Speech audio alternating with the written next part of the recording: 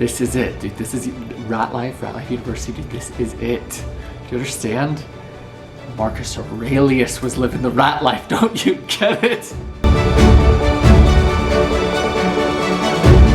Oh my goodness, it has been a minute since we filmed a lecture. Ooh.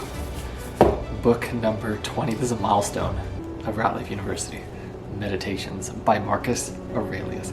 I'm very excited to share this book. The reason is, this is the first book that we're introducing into this university that's predicated on classical literature. So imagine this. This was written by an emperor of Rome 2,000 years ago. I actually looked it up today. He was emperor in, it was like 160 to 180 AD. So we'll call it 1900 years ago. 1850? 1875. That is when this person, Emperor Marcus Aurelius, if you've seen the movie Gladiator, he was the actor that played Dumbledore, who died by Commodus. Very historically inaccurate movie, by the way.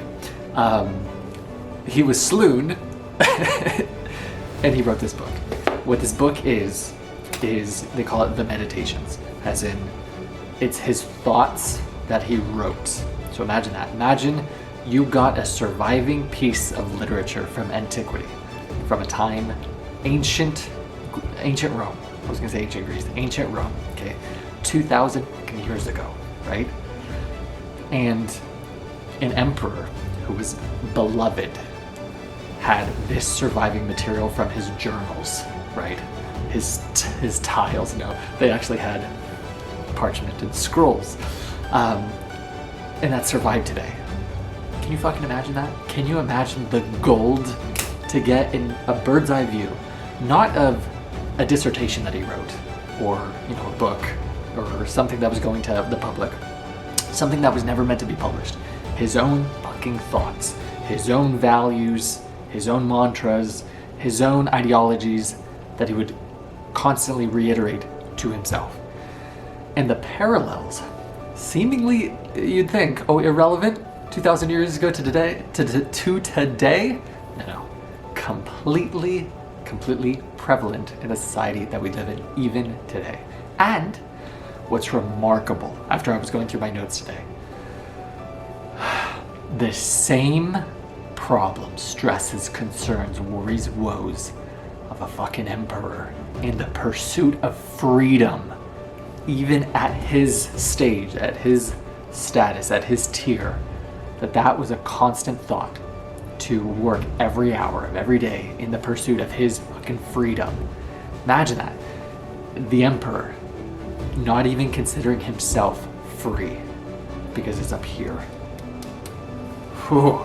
This is going to be a very long lecture. It's going to be mostly of me reading because I have a lot of gold. Remember, what is the point of Ratlife University? It's for me to take all of the gold that's in all of these, the best literature ever written, right? The best literature ever written in a single library. And that way we can give access to all of these golden ideas, insights, lessons, practices to everyone. We can plant trees under whose shade we will never sit around the fucking world. And plant the seed of belief that it's possible for anyone to escape the rat life, right? It's an education problem. People don't know books like this fucking exist. And in the very far future, it's super cool. These lectures will be able to be translated in every language that exists. So that kid that doesn't speak English in fucking Portugal or in Siberia or in Kazakhstan or in Serbia, who have never heard of this, who will never have been otherwise been given access to this kind of education, they'll have access to it so long as they have a fucking Wi-Fi connection. That's the importance of this university. So you'll have to bear with me while I'm going through the reading aspect of it, the notes, but there's so much gold within it, and I'm not gonna I watched, it was about a month ago, I watched the movie There Will Be Blood with Daniel Day-Lewis, and he had the priest say, to say I'm not a prophet and God is a superstition. I'm not a prophet in the sense of I'm not a scholar of this text, so I'm not gonna fucking pretend to be. It's as new for me, even though and that's what I appreciate the most about this. I studied classical literature as an undergrad at UCLA, so I have such a deeper appreciation for this work. Number one, the mere idea that it survived. Like, you have to understand, there's 1% of surviving material from antiquity today. 1%. And we imagine you walk into a world, right? You get dropped into a world and you have 1% of that world, and you're supposed to recreate what that entire world was from the 1% of surviving material. That is our lens of what life was like back then. We've recreated what we presume to be 99% of the other fucking reality with 1% of surviving material.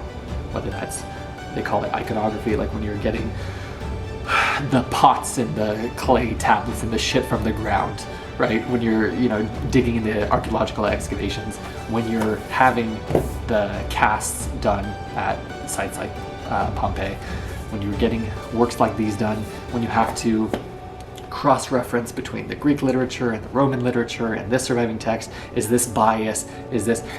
Studying classics as an undergrad made me a very good critical thinker, because you understand that 99% of it is fabricated, is conjecture, is bullshit.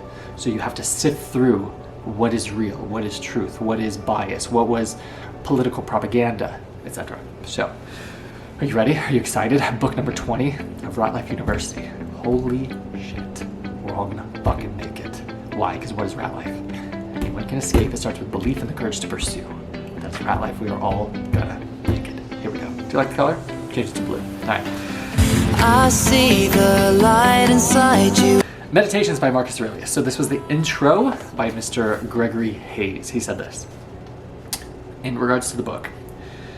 It suggests not a mind reading new perceptions or experimenting with new arguments, but one obsessively repeating and reframing ideas long familiar but imperfectly absorbed. How fascinating. That was an idea from Jim Rohn. Do you remember? He said, new knowledge isn't necessarily learning something new. It's learning to behave in a way that we previously haven't behaved. So anyone who says, oh, I've read this book, or I've read this book, or I've done this, yeah, who gives a shit? What have you applied from what you've read? I was gonna do this. Have you applied anything? No? Therefore, you haven't learned shit. And that's the importance. Even this guy, right? He reiterates the same fucking ideas, the same themes over and over and over. And I do the same. I write down my thoughts. I write down my ideas. I write down my plans. I've done this for years. And you'll find you have to be so strict with yourself. And so whenever make a mistake and you're trying to embody this new idea, this new character, the man that you're trying to become, right? It's so important to boldly put this new standard of these behaviors that you no longer fucking tolerate.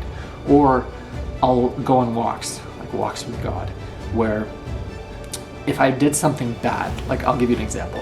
About 2 or 3 months ago, I projected on a guy who, dude, he barely spoke English at my workplace, but I was so frustrated, I was so furious, and I unfairly projected on him, who he was so fucking nice about it.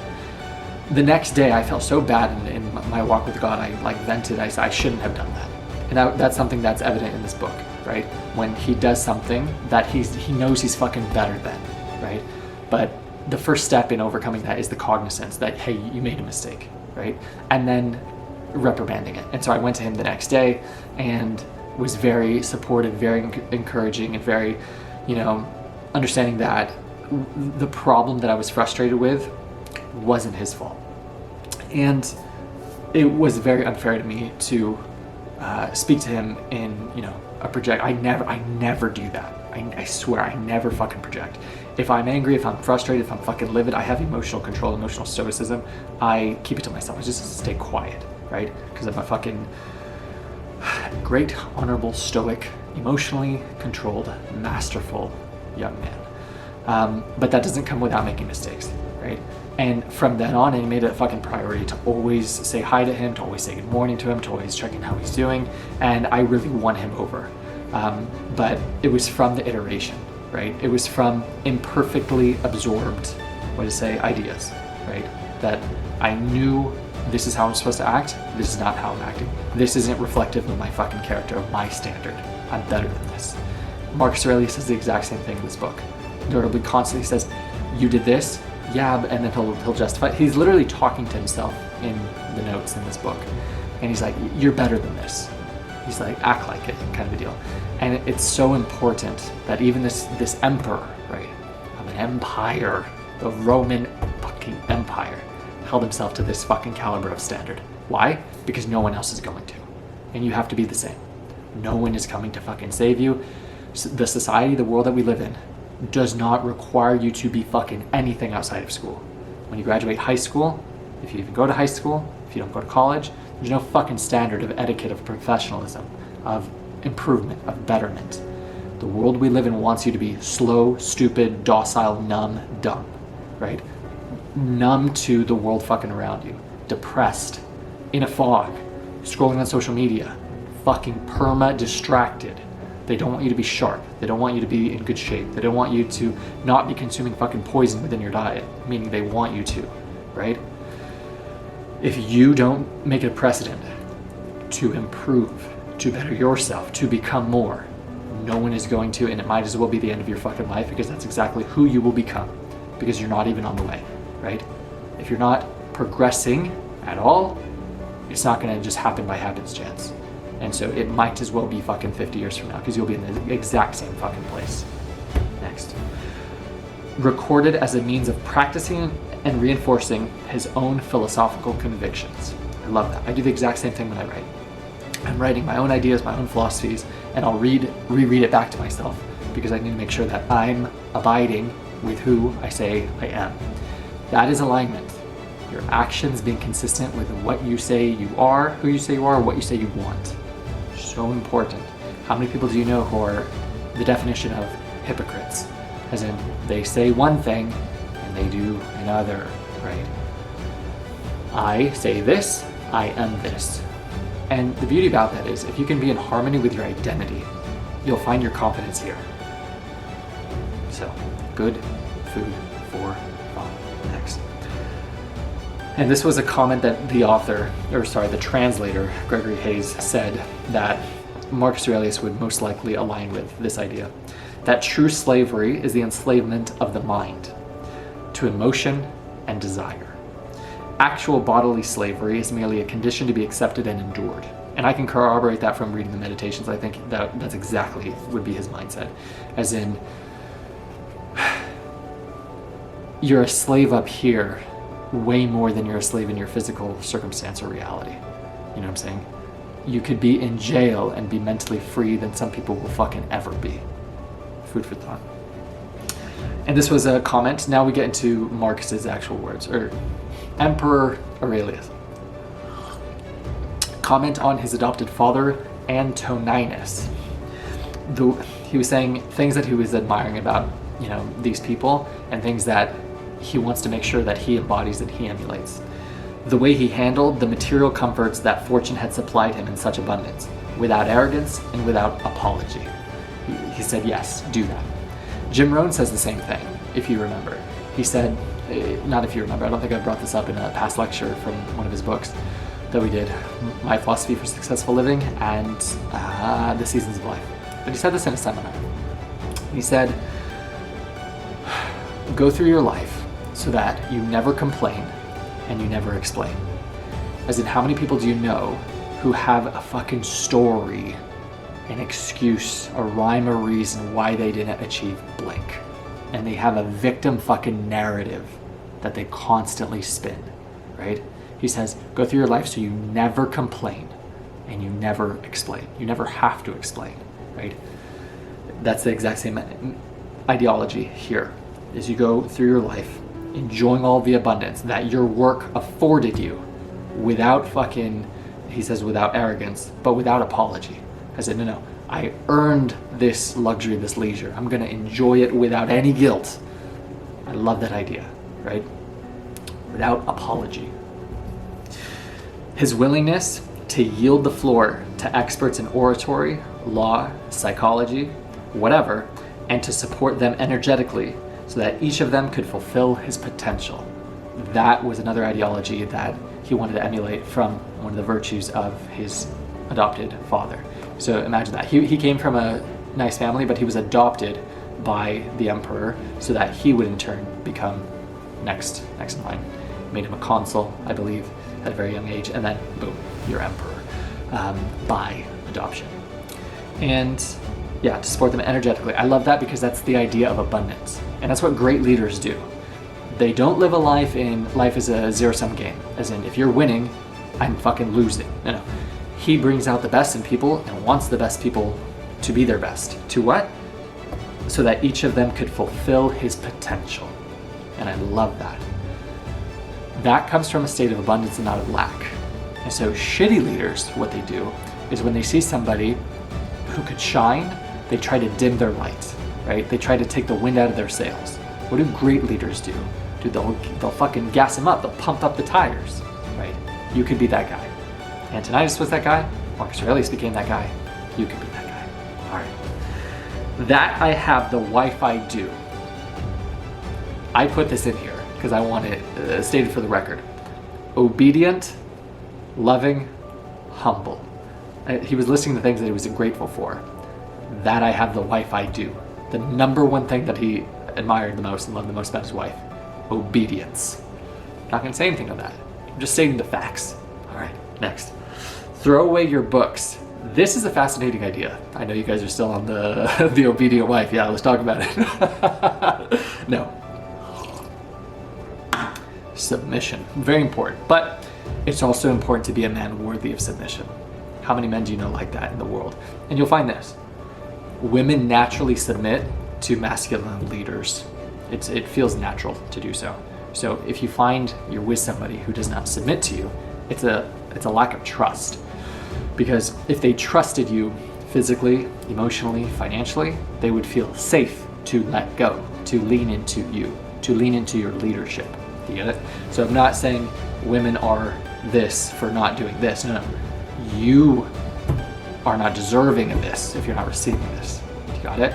This is a university about fucking young men becoming what they can be, what they used to be, right? Made men who have earned the right to sit at the table of men. Okay, that is going to be an inevitable byproduct of your etiquette, professionalism, masculinity, leadership. Got it? Good. And this is the next idea. Now we can move on. Now we settled that score. Throw away your books. Stop letting yourself be distracted. I love that so much because think back to 2,000 years ago.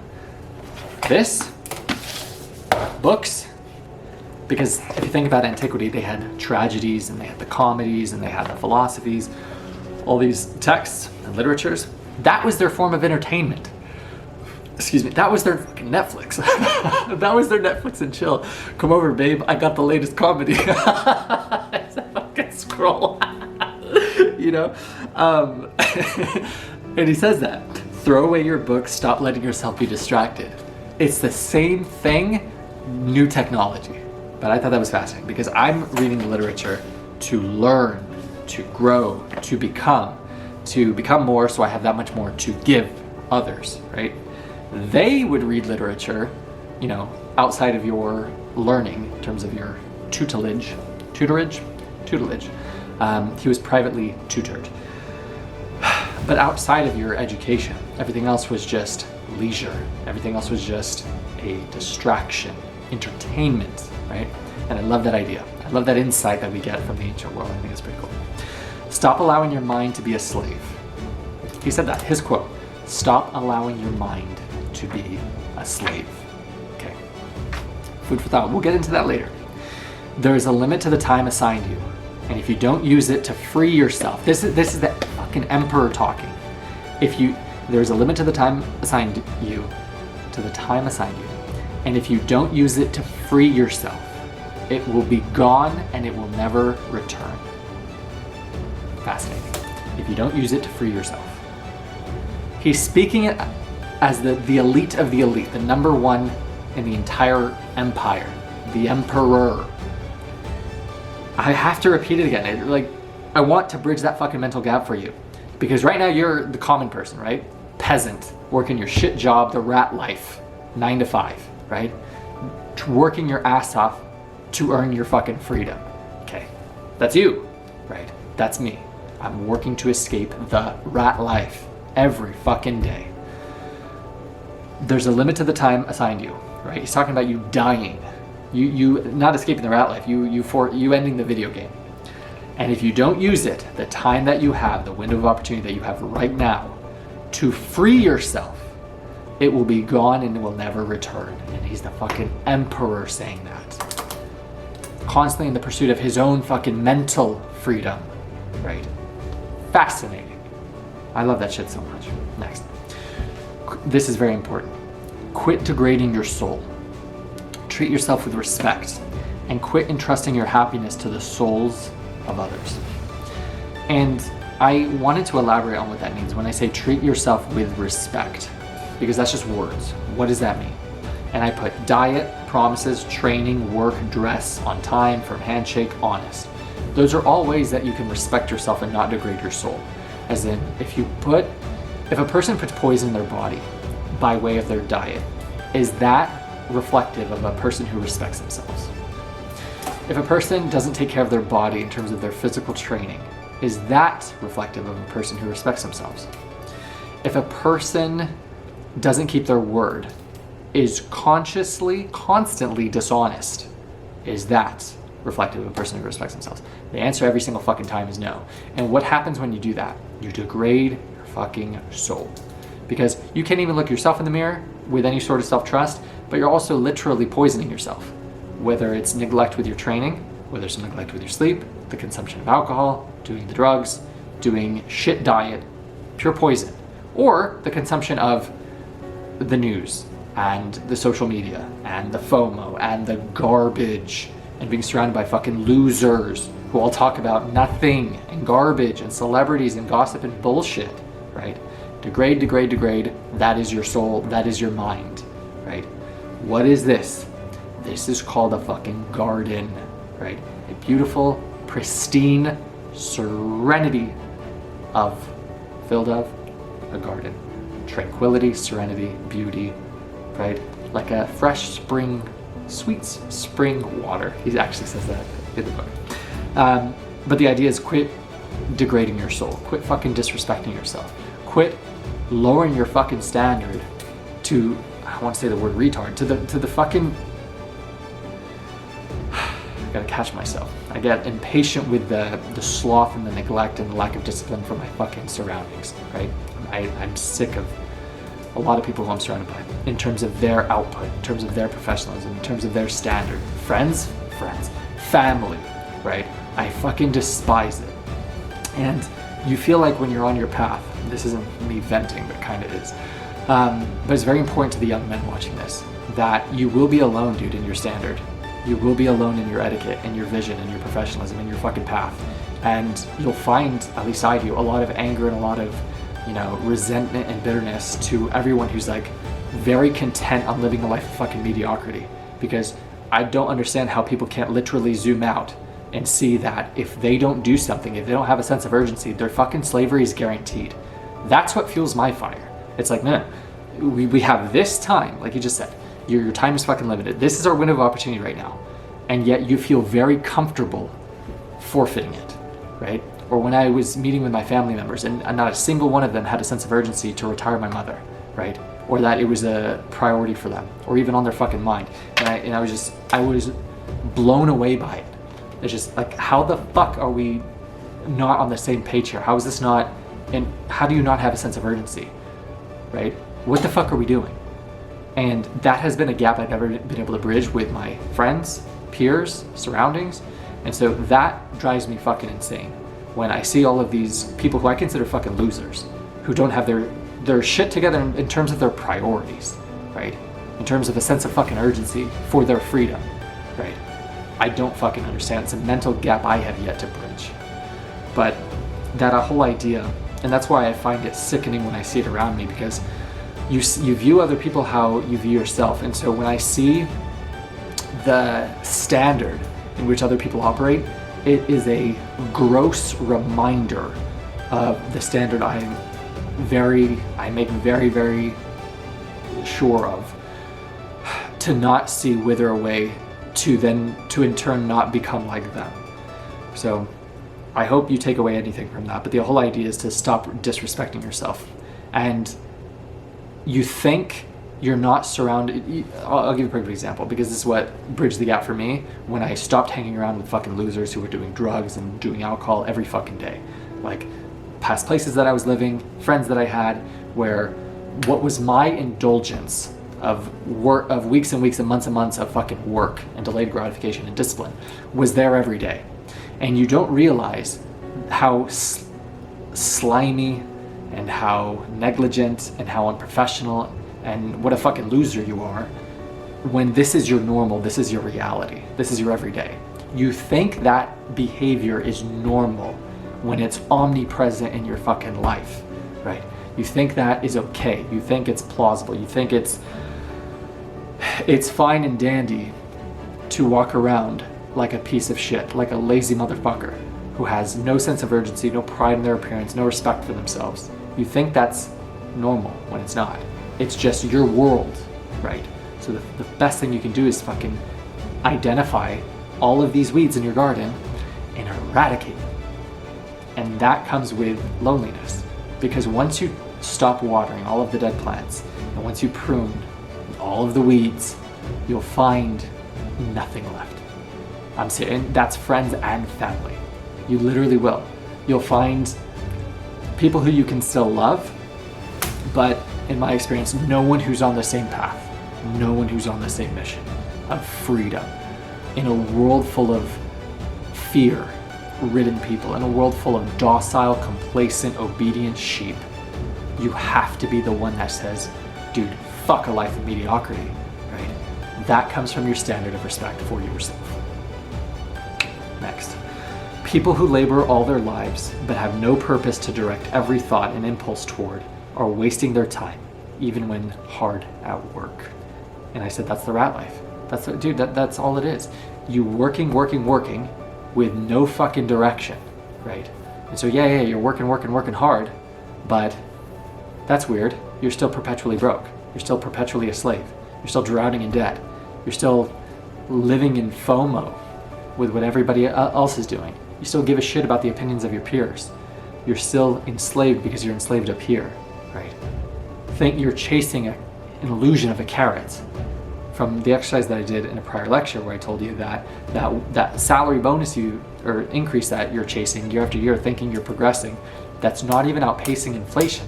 So on paper you're making more money, but in reality, your money can't even buy the same things. The card memory got full, but we're back.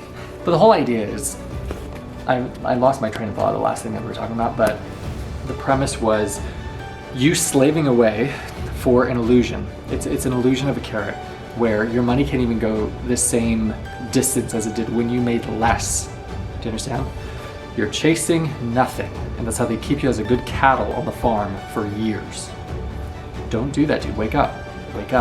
Understand, you're in a glass bowl, which is the greatest prison, the one you don't know that you're in. If you've ever seen the movie The Truman Show, it's exactly that, where he crashes at the edge of the world and realizes it was a fucking set the whole time, right? Not real. And the beauty about it is the puppeteers have it set up so well that they don't even have to pull the strings. The slaves will fight to defend the system that they're in themselves. The very system, this is a quote from The Matrix, that's enslaving you. The people who are so reliant on their fucking paycheck will fight to defend the very system that's enslaving them. And this book is so perfect in that even it talks about the rat life. Even it talks about people who labor all their lives but have no purpose to direct every thought and impulse toward are wasting their time even when hard at work. Next. The human soul degrades itself, and I put in parentheses all the opposite of the things that we listed. Like it degrades itself when you disrespect yourself in terms of your shitty diet, not keeping promises to yourself, neglecting your training, the effort that you don't put into your work or your business or your relationships, your professional etiquette in terms of how you dress, how you show up, in terms of being on time, or if you're late, cutting corners, the things you do when the camera's off, thinking that neglect doesn't bleed, thinking that integrity is who you are when the camera's on, when integrity and character are the only thing that matter is what you do when no one's fucking watching. That's what your character, that's who you are, that's your integrity. And not being honest. being consciously dishonest, telling fucking lies, degrading to your very soul, right? But also, and I put this in because this is so perfect for the Ratlife, when it puts on a mask, so the human soul degrades itself when it puts on a mask and does or says something false. That's why I have so much disdain for the Ratlife that I currently live in, is in the job that I currently have. Having to wear a fucking mask. It is dude, I feel like every day when I go to work, despite what we're going to learn about in this book, I feel like my soul is on fire. I was thinking about it in the car today. I feel so stupid working at my job. It's not intellectually stimulating. It's not physically requiring of any effort. It's soul degrading in the sense you're playing this fucking, I was gonna say nerd character. I'm surrounded by nerds who don't understand what real work ethic is or what real stress is, because they live in a vacuum of just ease. But to them, who don't know a world of pain, of stress, of actual adversity, to them this is the arena. This is real stress. When it's just like, that's what makes it such a joke, and that's what makes it so soul crushing, is when you've tasted freedom and you're going back into the Ratlife. Granted, now you have superpowers because now you can see the system for what it is, right? So you're like Neo when he plugs himself back into the Matrix, and you can take advantage of that and you can leverage that. But while you're in it, right, working to leverage it, to be able to position yourself to escape forever, it is so fucking crushing. And the only thing that will give you solace is you not losing sight of the light at the end of the tunnel, the horizon, why you're doing this. If that light goes out, you're fucked. And I've had that light go out so many times. And that's where you fall into these pits of despair, because you're just like, we learned about this in Man's Search for Meaning by Viktor Frankl. It wasn't that the worst of the worst of the Nazi concentration camps wasn't the indignities, wasn't the atrocities, wasn't the fucking cannibalism, wasn't the horrific acts that he witnessed. The most agonizing of pains, the worst of the worst, this is from the survivor of 4 Nazi concentration camps, was perpetual uncertainty.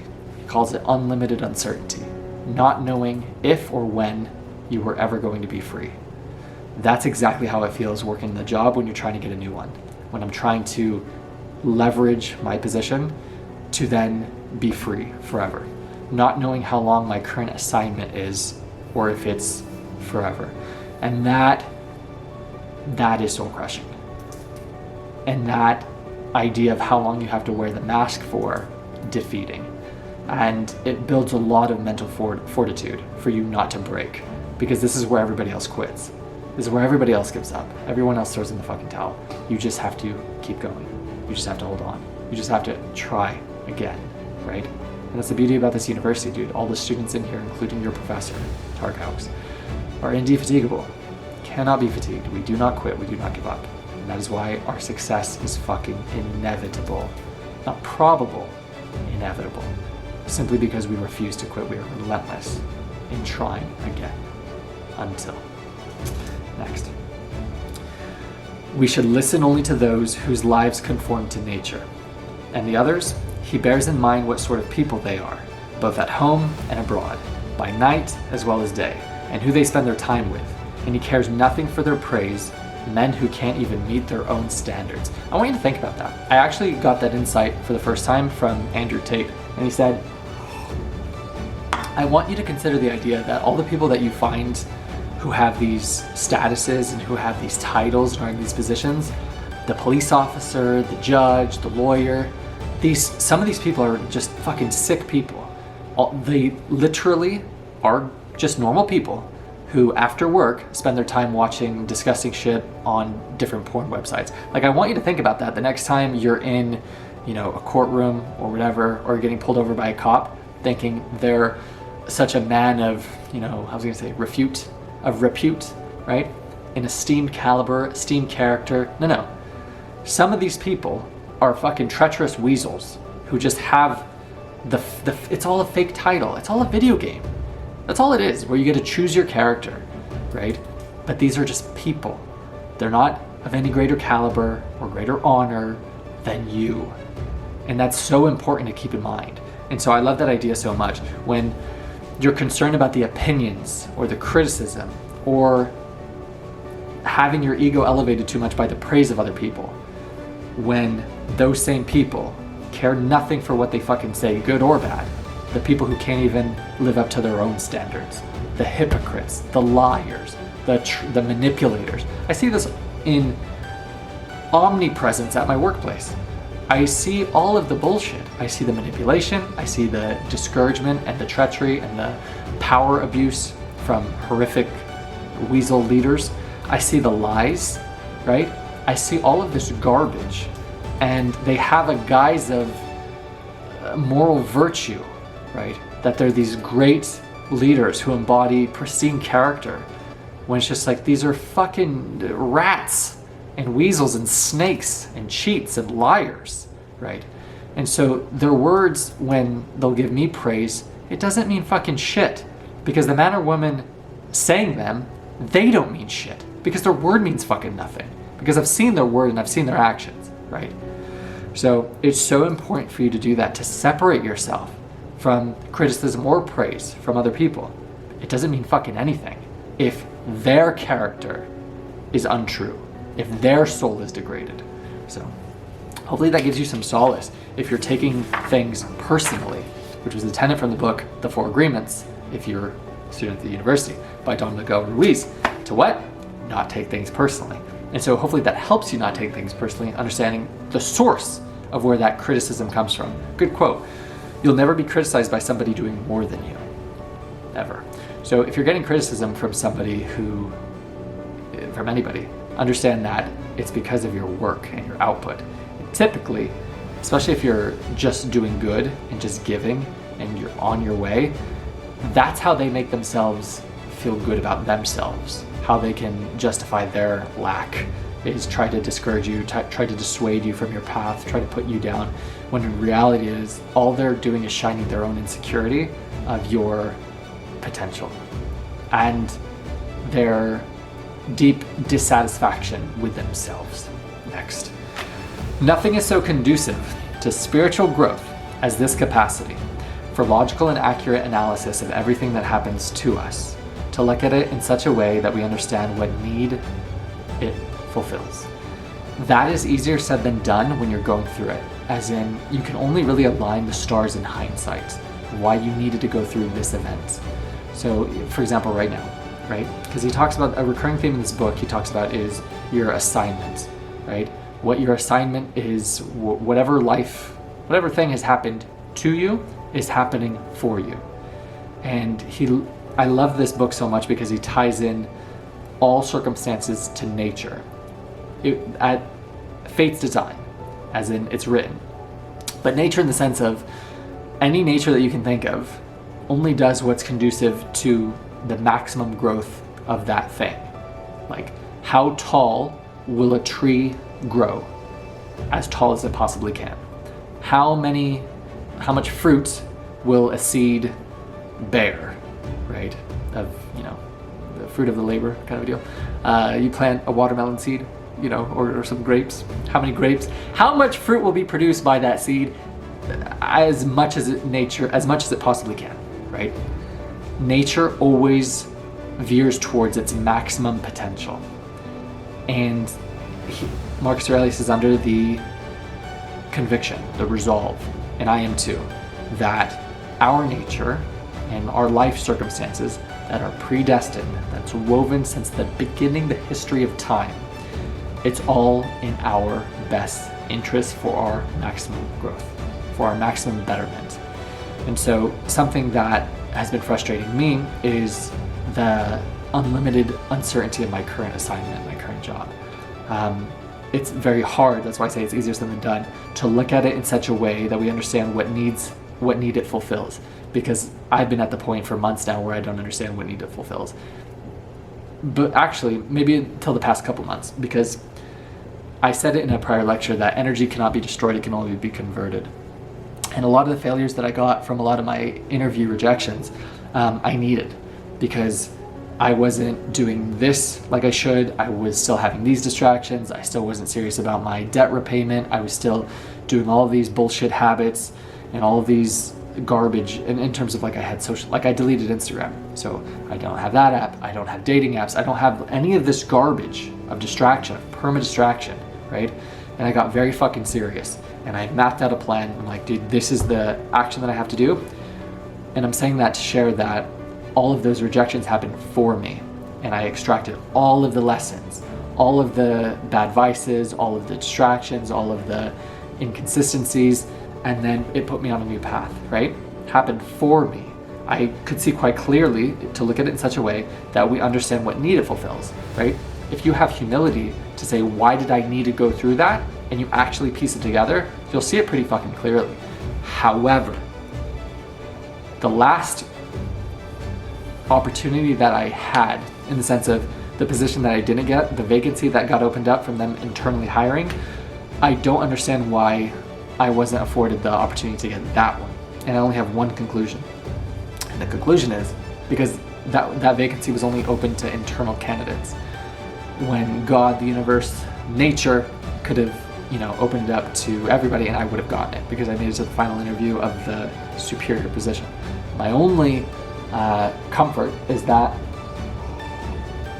or my only reasoning is that there's something better for me, that I'm meant to get something better, because otherwise why would that have been denied me? When I don't feel that rejection from any job at this point is happening for me, because I feel like I feel so ready. I feel so ready to get to the next level. I feel so mentally, intellectually, emotionally, spiritually dying from my current position. But there's no world where I give up. There's no world where I don't leverage my current position. There's no world where I fucking quit and cement and guarantee my slavery. There's no fucking world where that happens. And so, I would rather not play the video game of life than choose to continue to live a life of perpetual slavery. I'm willing to do whatever the fuck it takes to be free. And it was proof when I chose to live in my car for those 93 days. I would rather live in my car because it was the only way that I was able to pay off the principal of the Ratlife debt. I paid off in those 93 days, it was just under $9,000, because I said, I can literally pay this back, but I just can't afford to live. As in, the money that I would have otherwise put towards rent would have made it so something like a fucking $12,000 balance, $15,000 if you include the interest, would last forever. That's how they get you as a slave forever. And that was a business venture, right? But if you have a mortgage, if you have a student loan, if you have credit cards, if you have a car that you're financing, something like a small, it's just a $10,000 debt, it's just a $20,000 debt, that's weird. Because of the interest, it lasts for fucking years. That's how they keep you as a slave for a lifetime. So, I'm tying it back to understanding what needs the hardship and adversity that you're going through fulfills. Because energy can't be destroyed, it can only be converted. I understand that. But I feel that in the very, very near future, I will be given the opportunity to cement my freedom forever, because I just need one yes. And that's the beauty of it. You're one yes away from a completely different life. And I have it all mapped out to where all I need is that one thing that'll give me the margin, because you can call it ego. In the book, The Psychology of Money by Morgan Housel, he does, in terms of your overhead expenses to your income. He said that gap, or lack thereof, is ego. Me having my own apartment and me refusing to downgrade this lifestyle, you can call it ego, but I really believe it's a requirement. I believe I was guided here. And the reason that I can say that with a lot of conviction is because I was rejected from countless places that would have required me to move that I was willing to. I applied to, my mom lives in Fresno, I applied to jobs in Fresno, didn't work out. I applied to jobs in San Diego, didn't work out. I applied here. And so it's just no, which is just direction. And it's so important. This battery's gonna fucking die. That's not good, because we're just getting into this lecture. And the other one is barely charging. Oh no, I should have charged them more. Okay, hold on. We might literally just have to go back and forth between these batteries, because my thing didn't fully charge the other one, even though I left it in there for hours, meaning the thing wasn't pushed into the wall. We're not gonna let that stop us. We're gonna keep moving forward. But understand that, to reiterate the point, it's easier said than done. It's very hard to connect the dots in foresight. And oftentimes you're not going to understand why you need to go through this, how it's happening for you. And you just have to accept that. I can speak for this personally right now. with this work assignment that I'm currently doing, right? On my path, on my nature's design, right? As fate has woven my destiny. But as I'm sure with all things, you'll be able to easily understand what needs that your current circumstances fulfills in hindsight. Next. If you do the job in a principled way, with diligence, energy, and patience, and I put Winston Churchill because that's what failure is, or success is, going from failure to failure with no loss of enthusiasm from one failure to the next. So with diligence, energy, and patience, right? As in energy and patience to go from one failure to the next with no loss of enthusiasm. That's what success is. The quote from Michael Jordan, I failed over and over and over again. That is why I succeed. Got it? If you keep yourself free of distractions, he keeps saying, this is the emperor talking, right? How beautiful is it that it's so applicable to us here now today? And keep the spirit inside you undamaged, as if you might, and I said by being true to you, respecting yourself, being true to who you are, right? As if you might have to give it back at any moment, your soul, your spirit. If you embrace this without fear or expectation, can find fulfillment in what you're doing now as nature intended, and in superhuman truthfulness, every word, every utterance, then your life will be happy. No one, I was checking the battery, make sure it's charging, no one can prevent that. I love that so much. So that's the whole simplicity to basically a happy life. Your life will be happy if you just speak the truth, are honest, you work hard, without expectation, with patience. It's the stoic, honest, humble man's journey of just being good, just being a good person with a clean soul, right? And we're going to get into another quote that was so beautiful and talks about the best ways to live every day as if it's your last day. We'll get there. A life lived with simplicity, humility, cheerfulness, a life in purity, serenity, acceptance, in peaceful unity with what must be. So these are his ideas, and I love these. That's why I'm sharing them. Gold, because just like with any other garden, this one, it's all nourishment, dude. It's all beautiful watering. Imagine the garbage that you might consume, the person watching this, on any given day, on a daily basis, whether it's from other YouTube channels, whether it's from your Instagram, whether it's from TikTok, whether it's from your peers, the gossip, the news, the radio, all this trash that's cluttering your mind, that's making that beautiful, he says this, so I'm plagiarizing, the beautiful, otherwise spring, the fresh spring water of your mind into a cistern, as in a place where people piss, right? That's from you poisoning your mind, not offering nourishment. So I share things like that, of just those words, a life lived with simplicity, humility, cheerfulness, a life in purity, serenity, acceptance, and peaceful unity with what must be, because that's nourishment to your mental garden and mind. And I put under simplicity the idea of enough. We learned that in The Psychology of Money by Morgan Housel, that a life of happiness is the limit of your desires. It's when you can say enough. And I feel that way with this apartment. I'm gonna be quite honest with you. I have everything that I need, and I love it. Like, I love my bed, I love the space, I don't need a bigger area, I don't need more things. The only things that I would add to here that would be a distraction would be a couple cheap TVs, one for my room, one for the living room, because I'd love to have like a cinema, and then patio furniture outside and like a dining table. That's it, because I have a counter here, that's why I don't need one. And I honestly just eat at my desk in my room. Otherwise, I have everything I need. I have a lovely refrigerator, I have a sofa bed here, I have my bed over there. The idea that to have a sense of enough, most people don't have that. Most people need to spend as much as they earn.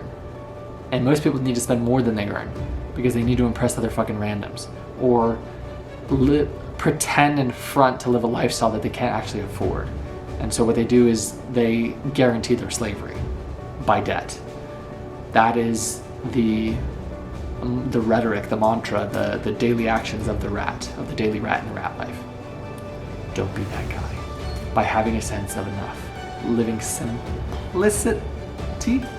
with simplicity, living simply, with humility and cheerfulness, being happy, content with what you have, right?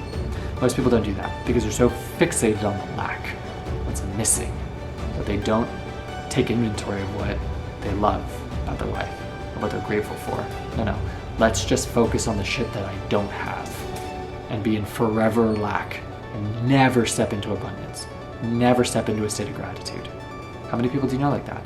How often do you take account of what you're grateful for? Food for thought. Our inward power, when it obeys nature, turns obstacles into fuel. Like I said, energy cannot be destroyed, it can only be converted. That every event is the right one. This is his conviction, his resolve, right? Every event, every circumstance that happens to you is the right one. Whatever time chosen is the right time. Not late, not early. I have to repeat that to myself for the current job that I work, right? That me not getting to this next level that I've been trying so fucking hard to get to, that I've never tried harder with anything in my entire life. Not with the pursuit of a woman, not with a business, not with my physique, not with any endeavor. I have never tried for something and failed so many times in my life. And so that gives me solace, that whatever time is chosen is the right time. Not late, not early. Also with solace with the university and the lectures. Because earlier this year I was so hard on myself for feeling behind. I should be here, I should be on this book number, I should have these many videos out, I should have this many subscribers or whatever. Behind, late. And I love that idea so much in regards to your nature. In regards to the events that are meant to happen to you, meant to happen for you. In nature's design, interwoven since the history, the beginning of time, right? It is written. Whatever time chosen is the right time. As in, it's so comforting, and you should repeat this to yourself. I'm going to. You're not late. You're not late. You're not behind. And deleting something like Instagram is very helpful with that. As in, you lose the FOMO because you lose all of these other people who you don't give a shit about. And not in the sense you don't care about them as a person. I don't give a fuck what they're doing. You know what I'm saying? They're in this country, they're in this party, they're in this, I don't care. It's a fucking distraction. And a lot of the people who post those things, they're not even happy. Because what it is an escape from the shit life that they despise, they hate, right? And I know that because I used to do that. I used to go through these places as a means to escape my shitty life. And I felt a sense of freedom, temporarily, right? Fleeting. But it's such a nice reprieve when you're in this fucking life of misery, right? And so you want to have the clout, you want to post it on social media, but you're getting that for the validation. Most people don't go to places to get happiness themselves. They go to the places to show people, hey, look at the place that I'm at, right? They're not there for them, they're there for their fucking phone and their Instagram. I see it when I go to Laguna Beach. I've been there so many times. I live locally in Southern California that I don't take pictures, I don't feel the need to post it, even though it's super gorgeous, and I'll just be. And in the past, I have taken videos. I'm not gonna say I haven't, right? But I got my fill.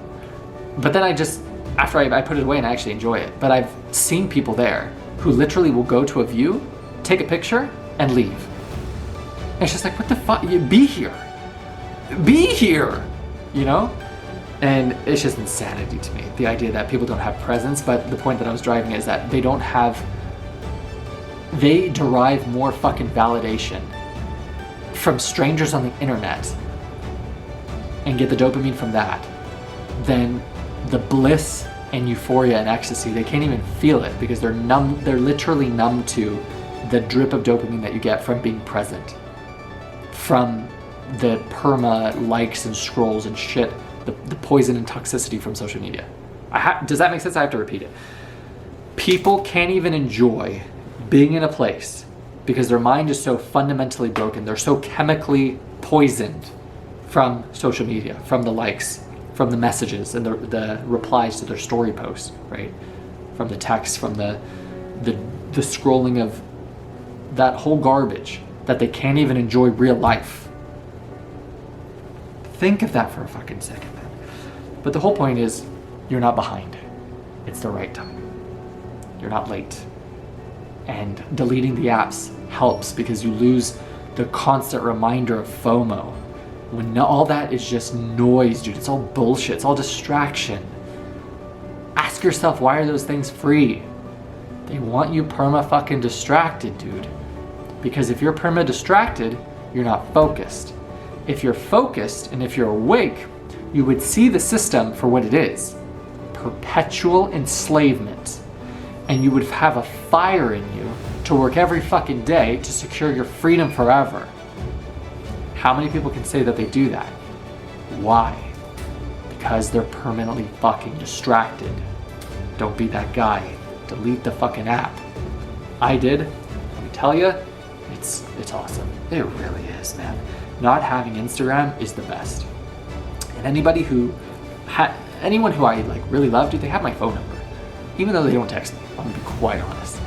So you go, but that's your hero's journey, dude. You'll go through a period where literally no one gives a fuck about you, because your value is tied into your ability to provide for others. So if you're not of use, people are only out for their best interests, right? So, and Marcus Aurelius actually says this in this book.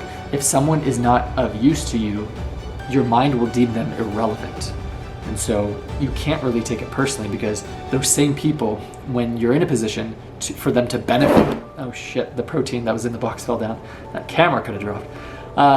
You should see it. My tripod is a box of protein drinks with old labels from the past pre-workout bottles that I never opened in a box, and that's my stand. But do what you can where you are with what you have, because what you have is enough. Whatever happens to you good, it was meant for you by nature, woven into the pattern from the beginning. It's the same thing, a recurring theme from The Alchemist when he says Maktub is written. Resolve. Accept whatever happened. These are things that he's saying to himself. I want to reiterate that. Accept whatever happens as necessary, flowing like water from the same source and spring. Make your way through life. I love this so much. You ready? Make your way through life. No one's master and no one's slave. Spoken as the emperor. No one's master. How fucking remarkable is that? That's a leader. That's a leader, dude. Someone who doesn't deem themselves better than other people, or as someone's master. I love that so much, dude. How does that not give you such a great appreciation for this guy? As in, this wasn't something to be public, to be published. This was his own personal notes, his own meditations, writings to himself. And he said that as the Emperor of Rome. I love that so much. I put remarkable coming from Emperor Marcus. Those who have forgotten where the road leads are at odds with what is all around them. I love that quote so much. Ready? Those who have forgotten where the road leads are at odds with what is all around them. Greg Plitt said the same quote. You cannot lose sight of the horizon, of why you're doing something, of the finish line, the target, the goal, the dream. Because then you'll get so buried into the trees that you can't see the forest. What that means is, when you lose sight of why you're doing whatever you're doing, the day-to-day hardship and adversity and struggle and letdown and disappointment becomes so fucking hard, overwhelming, daunting, defeating. And the reason is because you've lost the zoom out. When you zoom out, your problems become this size, right? Because of just literal perspective. So if you're like, dude, I am free I'll give you a perfect example.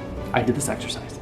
I have a vision of the day that I'm going to be free. September 6th, 2026.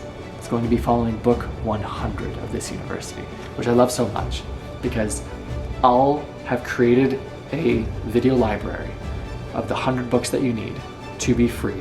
What I'm hoping is forever. As any person could just read these books, these 100 books, and you'll be given every single thing, tool, resource, insight, intellect, idea, tool that any person in the world could possibly need to be free forever. And I don't say that lightly, to be free intellectually, mentally, emotionally, physically, spiritually, financially, relationally, to be free in every category of your life, forever. And so that's my date, September 6th, right? 2026, by end of book 100 of the university. Putting that out there right now, today. Now. And then I zoomed out how long I want to live for. I want 50 years with my woman. That's my goal, that's my dream, right? And I was like, I want to get married here and I want 50 years. So I was like, it's a fun exercise if you do the math on it. So it's like, okay, how long am I expecting to live, right? It came out to just under 20,000 days. How long am I expecting to be still working in the rat life? I'm at just over 700 days. When you do the math of that, 700 days of slavery versus by then it'll be 18,900 days of freedom. Okay? That's my life. Best case scenario, right? That the rat life, it was like 3.4%. 3.4% slavery for the ability to live free for 96% of my life. What a small price to pay. It's only a small price to pay because I have this perspective, this lens. But if I'm zoomed in here and all I see is the slavery, I'm too buried in the trees that I can't see the forest.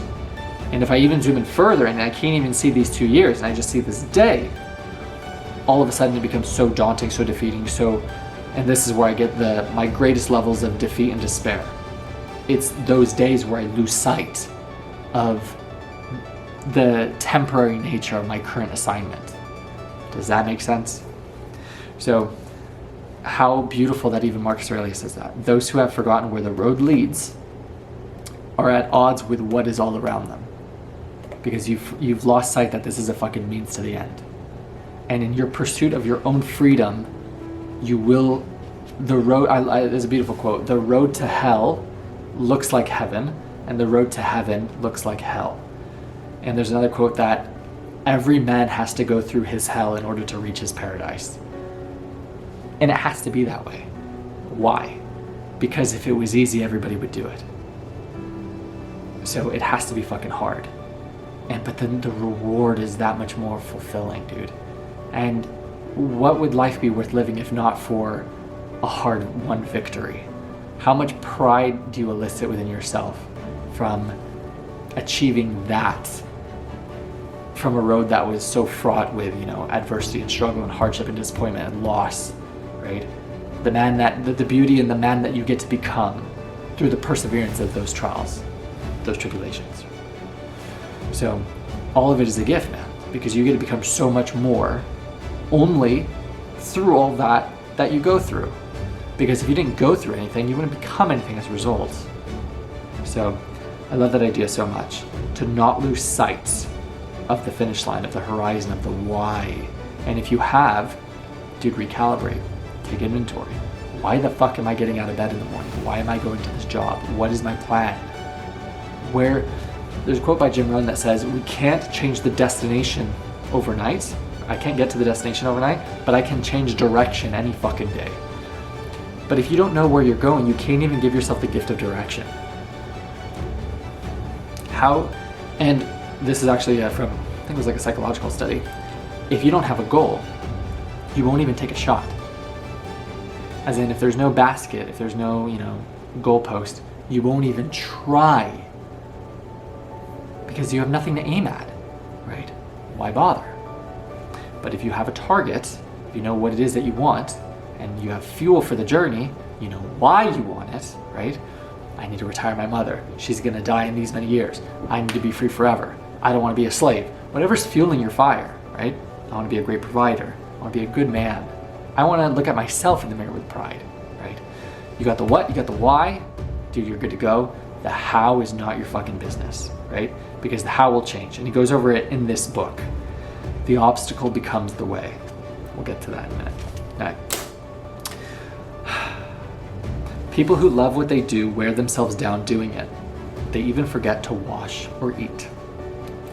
To shrug it all off and wipe it clean, every annoyance and distraction, and reach utter stillness. Child's play. He says that. That's the pinnacle of Stoicism. To not have any external circumstance or condition or event emotionally disturb you. So, to shrug it all off and wipe it clean, every annoyance and distraction, and reach utter stillness. So the hardest thing to possibly achieve, which is peak stoicism, tranquility, serenity, right? Mental mastery. Child's play. I love that so much, dude. How can you not love that? All right. but there are plenty of other things you can't claim you haven't got in you. This is him hyping himself up. Practice the virtues you can show. Honesty, gravity, endurance, austerity, resignation, abstinence, patience, sincerity, moderation, seriousness, high-mindedness. Don't you see how much you have to offer beyond excuses like can't, and yet you still settle for less? And I put G. What a fucking G, dude. Like, so imagine that. He has to hold himself to this standard because no one else is going to. And so when he's even feeling down, dude, he's even hyping himself up. You think things changed 2,000 years ago to today. No, they don't. It doesn't matter what position that you're in, what position of power, status, dude. Everyone has the same problems and insecurities, and that is reflective and evident of leaders. And the reason I know that is because I hold myself to that high standard. So even Marcus would struggle with his own internal dialogue, right? Of saying shit like, I can't do this. When it's just like, wait, let's take inventory of all the things you can do. Oh, that's right. Honesty, gravity, endurance, austerity, resignation, abstinence, patience, sincerity, moderation, seriousness, high-mindedness. Yeah, so you're a G in all these categories, and yet you can't do this? Bullshit. That's awesome. That's awesome. And that's food for thought for you to do the same. And the way that I do it is, I actually did this exercise a couple months ago to where I had to take inventory because I was just like, I asked myself, why have I not gotten to the six-figure job yet, right? Like, what am I doing wrong? And I took inventory of all the times where I did a transformation, like a physical transformation for my bodybuilding fitness journey, and every other achievement that I've had simultaneously. Because it has never, and I explained this in a different video, it was never just a transformation. Like, I got shredded, but I also did this. I also did a Euro trip, or I also did a bodybuilding competition, or I also launched this business, or I also, whatever. Started entrepreneurship, started Ratlife, traveled the world for 6 months. There was always another thing, right? Having that stack of inventory, the stack list showing all of these accomplishments that I did, it gave me a sense of confidence that from forgetfulness, just like when you think you can't do something, you forget all the times where you fucking killed it. It's like, no, of course I can achieve this goal. And then this is where it cemented it for me. I said, what was the recurring theme of all these? You didn't give up. That is why you succeeded.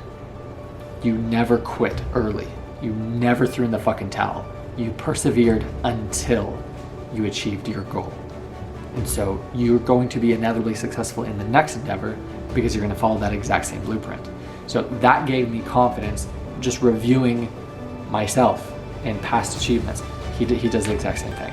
And that's what people who hold themselves to a higher standard do. And they're not immune to, what's the word I was looking for?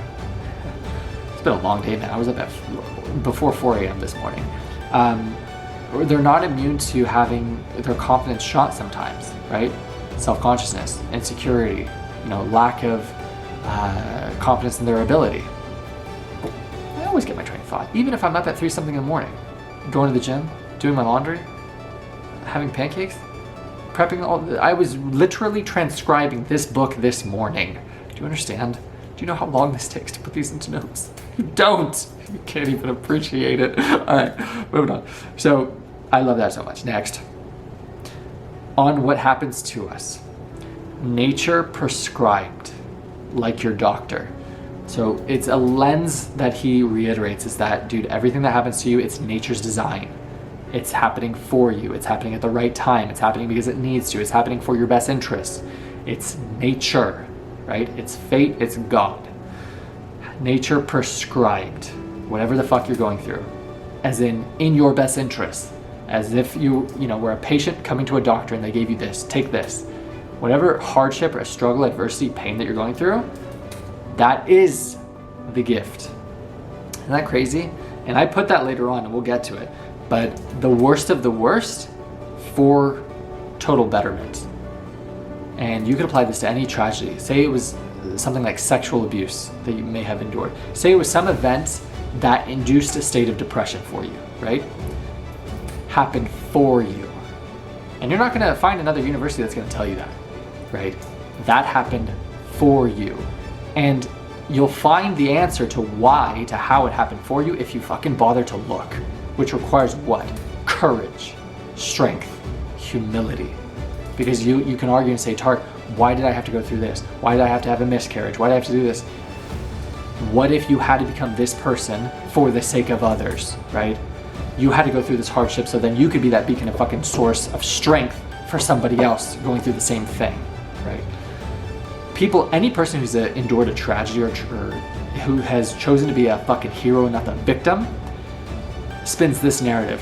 I wouldn't wish this on anyone else. The fucking cancer I was diagnosed with, what have you. But I'm so glad I went through it because I'm such a better person because of it. That's the fucking idea. That is from nature's prescription, right? That it requires humility to say, why did I need to go through this? Where was I being guided? What person did this require me to become as a result? What does all that fucking require? Strength, courage, humility that most people don't fucking have. Next. But I love that idea, dude. Nature prescribed. Nature prescribed. What happens to us is ordered. It furthers our destiny. Accept it as we accept what the doctor prescribes. Embrace it. Nature's plan. Because of what it leads to. Benefit to the world as a whole? No nature would do that. Bring something about that wasn't beneficial to what it governed. Think of that. No nature would do something that wasn't in the best interest for the betterment, the growth of itself, right? It wouldn't purposely poison itself for its demise. No. It would do everything that it could for its what? Maximum growth in all aspects. The maximum fruit that it can produce, the maximum height the tree can grow. All nature does what's in its best interest at all times, always. Why are you any different? Food for thought. And I love this, and this is why I wrote it. Things gravitate. What am I, Tweety the fucking bird? Gravitate. Is that Tweety? Is that how Tweety talks? I haven't seen Looney Tunes in a long time. Is that Tweety or the cat? One of them fucking talks like that. I think it's Tweety. I think it's the yellow bird. Things gravitate. I don't use that word very often. Gravitate toward what they were intended for.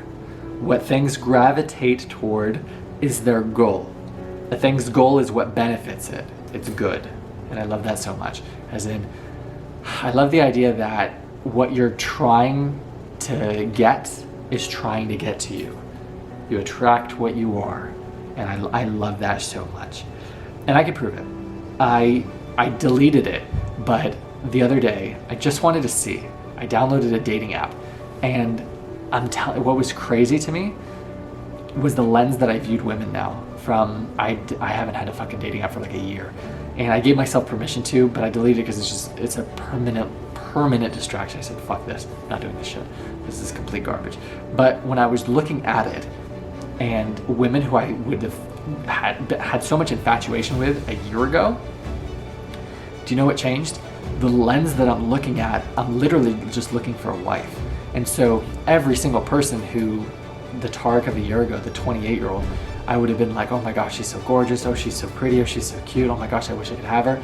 Now it's like, no, who do I want to be my future wife? Who do I want to be the mother of my future children? When you have that litmus test, all of a sudden, so many people who you once found so attractive and larger than life, you're just like, no. And I thought that was so fantastic. And that's such a gift when you're on a path of that clean soul, of that purity. And from the matches that I got, you literally attract what you are. And so in the past, I was attracting not the most healed, put it lightly, but they were a lot of fun. not the woman that you would bring home to mother. You know what I'm saying? But now, I love that idea of the people who I'm attracting, because you have to understand that number one, you attract who you are. And so now I'm somebody who meal preps. Now I'm somebody who cooks. Now I'm somebody who, doesn't do garbage. I don't watch porn. I don't, do any garbage. It's just, I have a clean garden, and I have a clean heart, and I have a clean soul. And I work hard, I'm honest, a firm fucking handshake. I have the respect of my peers who are worthy of respect. Something that he talks about in his book is treating people how they deserve to be treated. And I love that idea so much, to treat people in kind. So I love the man that I am when I look at myself in the mirror, dude. I look at myself with so much pride because my word is so consistent with who I say I am. And I'm so honest, and I'm so hardworking, and I know I'm trying my fucking best. So I love that idea in terms of now the women that I'm attracting, just by the litmus test, you know, of that, the sample size of that app, the dating app. I was just like, it was a fascinating observation, because it's just like, you're no longer, I mean, don't get me wrong, I'm still, you know, I still matched with people who, you know, of certain predilections. What's the word? I don't know. But the vast majority were of who are, you know, the likes and things, were good, wholesome girls, wholesome women. And so I thought that was so cool, because when, to be on something like that, say a year ago, and dude, it's night and day. And it's like, what changed? You changed. And so what now are you attracting? Who you are. Not who you say you want, who you are. A perfect exercise, and we could put this as a homework assignment, because I know a lot of people, I want you to get the full thing out of it. So this is actually an incredible homework assignment, is write your dream partner list. Okay. You didn't think this was going to be a homework assignment for the book Meditations by Marcus Aurelius, Roman Emperor. This is an incredible exercise. And I may have put this in a past exercise, homework assignment, I don't remember. But if you want to manifest, if you want to attract your dream person, your dream relationship, right? So the young men watching this, the young women who might be watching this, the one. Make a list of everything that you want in your dream person, every attribute that you possibly can think of, right? I want them to have this character, I want them to this, and I have my entire list, right? And write every single aspect down, every single thing that you want about them, what you value in them, what you want them to have. I want them to have this smile, I want them to be hardworking in the gym, I want them to, you know, train with passion, I want them to be modest, I want them to be, you know, to dress non-provocatively, don't want them to be promiscuous. I don't list every single characteristic and attribute, right? And when you're done, change the title from My Dream Person to Me, and become that list. That is how you're going to find your person. That's how you're going to attract your dream person. Jordan Peterson articulates it like this. Rather than saying, you know, how can I get my dream person? Stupid question. How can I become somebody that has the most amount to offer someone? Become that guy, right? So that's you taking that inventory of every possible thing that you want and then becoming your best self. And then you will find, lo and behold, dude, they'll come. Focus on your garden. Don't be distracted. But I thought that was fantastic. And so I had to share that, because things gravitate toward what they're intended for. What things gravitate toward is their goals. That's right, can't say the words. A thing's goal is what benefits it, is what good. You attract what you are. You don't attract what you want, whatever, you attract what you are. So become the person that you want your dream person to be. Okay.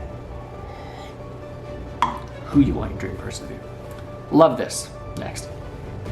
People, when they obstruct this is actually brilliant, so pay close attention. People, when they obstruct our proper tasks, they become irrelevant to us. So, Nat. Our actions may be impeded by them, but there can be no impeding our intentions or our dispositions, because we can accommodate and adapt. This is very important, this last part. The impediment to action advances action. What stands in the way becomes the way. How fucking beautiful is that? Because we can adapt and overcome. The path, that's why I say how is none of your business. Let go of how. Because you cannot see the how in foresight, because you're going to have this struggle, this adversity, this hardship, this defeat, this no, this rejection, right? That becomes the way. There's a book that we're going to have later in this university. It's called The Obstacle is the Way by, I was going to say Ryan Holiday. Don't quote me on that, but that might be his name. I don't remember. or that could be the author of the Daily Stoic, I'm not sure. Or Ryan Holiday might have been the Miracle Morning. I don't remember. But that's the title of the book. The obstacle is the way. Plagiarized what I'm assuming is from Marcus Aurelius. The impediment to action advances action. What stands in the way becomes the way. And it's so true. And it's tying into life happening for you. As in, I needed to go through this because this event caused me to what? It gave me the fuel to change action. And the worst of the worst is the best fuel for your trajectory, because something that inspires the greatest amount of action is an event that causes you to say enough, that causes you to be so infuriated, so filled with rage and fury that you say, fuck this, I'm changing my life forever, right? That happened for you, right? So that obstacle, no, that was the way. This is the path. This is life, God, nature, the universe, giving you exactly what you say you wanted. You said you wanted this. I need to give you the catalyst that's going to inspire you to take real action, to get real serious, to get real focused, to delete all this bullshit, to delete the dating apps, to delete the fucking social media, the Instagram, the garbage, right? The weeds in your garden, distracting you from the place that you want to go. I want this, no problem. Let's get crystal clear. Oh, you're having a problem with that? Here, let me, nature, give you this gift. Let me fucking decimate you, right? So you get crystal fucking clear on what you're doing, where you're going, why you're doing it, why you need to do it. Having that sense of urgency. Got it. All right. So I love that. That's why I said I love that. And now you see why I love that. Got it? Okay. The world's intelligence. Look at how it connects and brings the better things into alignment. And I love that. And that's exactly how you feel on mushrooms. It's so important. I'm not going to be dishonest at all with this university. I've gotten the most clarity, insight, reflection, clarity on where I'm going, on who I am, I've never experienced greater peace in my entire life than when I've done mushrooms. You can literally feel the pace of God. You can feel nature's time with mushrooms, with how it takes effect. It's very, very slow in its activation. And the way for it to take effect is you have to physically let go. And that's the only way that it activates. It's so beautiful of a psychedelic, of an experience. And if you have the courage to let go, you will find so much healing. And I'm not going to get into this lecture, but you can watch so many testimonials of people who have done ayahuasca or done mushrooms, and they've literally been able to cure their PSD, cure their addictions, cure their trauma by having the courage to face them. So most people have horrific experiences from taking those things because they have unaddressed trauma in their past that they've just swept under the rug, that they've repressed sometimes, right? From some horrific event that may have happened to them in their youth. Or an event that is so tied in with the character that they're holding on to, their identity, that being threatened terrifies them. And I'm writing a book right now, and I talk about the idea of depression, how it's a choice. And the reason that most people don't accept that it's a choice is because what that suggests. As in, for you to say depression is a choice, which it is, it's a fucking state just like any other. Jim Carrey articulates it well. Depression is your body saying fuck you to this character you keep insisting on playing, right? What does that take? It takes courage, because you have to face the truth that the state that I've chosen to live in for 2 years of this fucking misery was a choice, was my choice. I chose to play this fucking character. Decision. The event that induced it, no, I didn't say that was your fault. You choosing to fucking play that on loop, to focus on the lack, to say this happened to me, to not take any action, to have shitty thoughts, to not control your diet, to not do your training. Yeah, decision. What does it take to overcome it? Humility, strength, courage. The courage to say this is my fucking fault. Do you know the beauty about that? As soon as you say this is my fault, you give yourself the power to change, to remedy, to overcome. People in this university, you're not a fucking victim. You're not going to find an ounce of sympathy from me to you. Do you think that idea didn't cross my fucking mind? There's a gnat hovering over my head. When I was living in my car for 93 fucking days, right? Do you think that idea, wasn't fucking omnipresent, wasn't prevalent? No, it was there. But I understood that it's a fucking choice. And I didn't bitch and I didn't moan and I didn't feel fucking sorry for myself. I said, I'm so fucking sick of this. I'm willing to do whatever the fuck it takes to be free. And I did, like a man. Next. Wait for it patiently. I love this idea so much. I want to repeat what I just said. The world's intelligence, look at how it connects and brings the better things into alignment. And you find that with psychedelics. I was trying to, but that's how you know it's real. In the sense of God's time, God's rhythm, nature's pace. And I love it so much because you get out of the rat race, the rush, the hustle bustle, the alarm clock, all the bullshit garbage systems created by other fucking people. Rules, restrictions, conditions. That's not life. That's not nature. That's not God. That's all garbage, right? Made up fucking systems by somebody else. And so I love that idea of the world's intelligence, greater than any fucking man-made system that we have. The world, nature's intelligence, God's intelligence. Look at how it connects. And I love that so much. Think of that, how with 8 billion people, every story interwoven, every event interwoven, one soul of the universe, of the entire world, all breathing together for everyone's maximum benefit, all happening simultaneously. It's insanity to even challenge yourself to conceptualize. Wait for it patiently. Annihilation or metamorphosis. I love that so much. So whatever your goal is, whatever your dream, your ambition, you're either going to achieve it from your perseverance, from not giving up, from your patience, and become metamorphosis, right? To become that man, to become that woman, or annihilation, where you're gonna despair, defeat, die, crumble, waste away, wither, give up. Be tolerant with others and strict with yourself. This is him talking to himself. You can lead an untroubled life, provided you can grow. Do not let others hold you back. Limit your desires. Love that so much. And I put concept of enough from the psychology of money, but we discussed that. To move from one unselfish action to another with God in mind. Only there, delight and stillness. And it's so true. Excuse me. When you can delete Instagram, social media, toxic, poison, garbage, weeds from your garden, the news, the radio, when you delete all of the trash, your shitty friends, your losers, the drugs, the alcohol, you actually find the greatest peace and harmony and happiness in peace. The greatest serenity in peace, in silence, in quiet, right? People can't even feel that warmth and that radiance and that light because they have all of this artificial garbage in their fucking life and in their mind.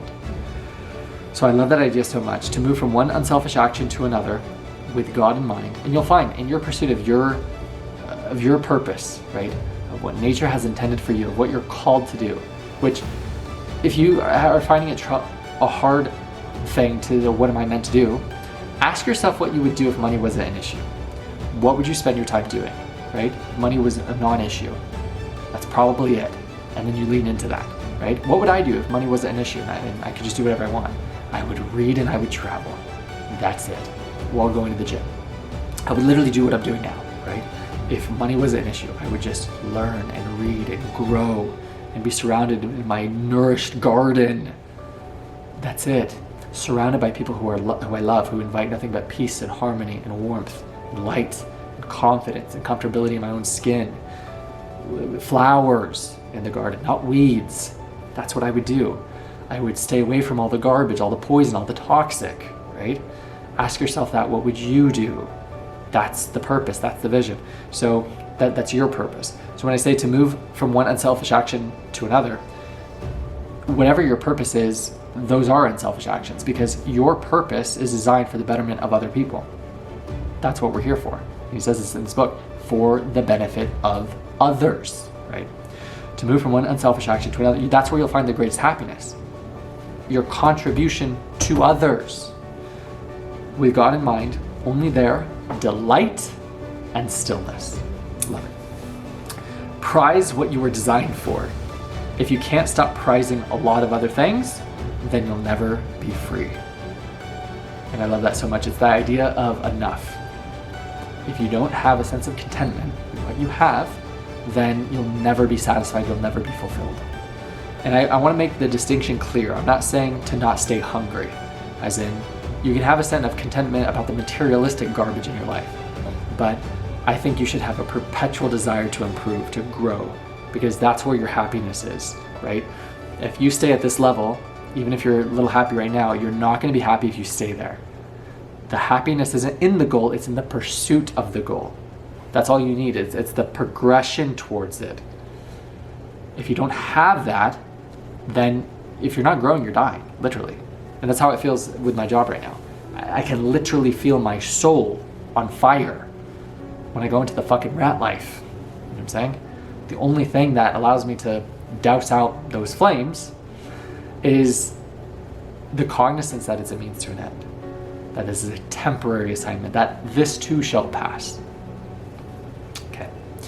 But if you don't do that, if you can't stop prizing a lot of other things, materialistic bullshit, the opinions of your peers, because a lot of people prize that. A lot of people give more of a fuck what other people, nobody's think about them, than their own happiness. Then you'll never be free. Food for thought. Not to assume it's impossible because you find it hard, but to recognize that if it's humanly possible, you can do it too. Do you like that? Not to assume it's impossible because you find it hard, but to recognize that if it's humanly possible, you can do it too.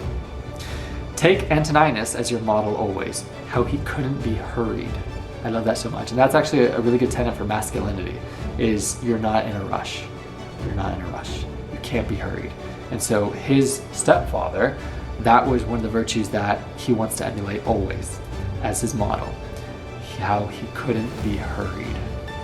Nice. And I'm working on that too. And I find the greatest reception from other people when I'm in that state of, it's peace and harmony within yourself.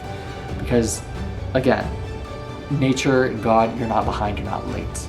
But when you're in the rat life, when you don't like your life and you're in a constant state to escape, in a constant, you're trying so fucking hard to be free, and you have such a great dissatisfaction for where you are, it's again easier said than done. It's way harder because the line that you threaten crossing is comfortability. And I had this dialogue with myself in the car. I had my own meditations, but just talking to myself. And I said, the challenge with living in a state of serenity in the present and being happy with it and happy with nature's design, and the reason that I'm doing that to really emphasize this point, is you run the risk of falling into a state of comfortability to where you'll fucking blink and it'll be 10 years from now and you'll be in the same fucking place if you lose that hunger to get the fuck out of your enslavement. So I don't lose sight of that. And so you're tiptoeing through the fucking tulips here. You're walking on this tightrope of, I want to stay hungry, but I want to enjoy the process and be grateful. I don't want to fight the design of nature and then just get there slower. I want to let go and get there as fast as possible by letting go. I don't want to get fired from my job, but I also want to get the fuck out of my job. You're an actor, man, and it's fucking exhausting because you're playing every single character that's not you. So when I say it's easier said than done, it is easier said than done. Next. But we'll get there. We'll get to a state where we can't be hurried. September 6th, 2026, mark your calendar. Whatever happens to you is for the good of the world.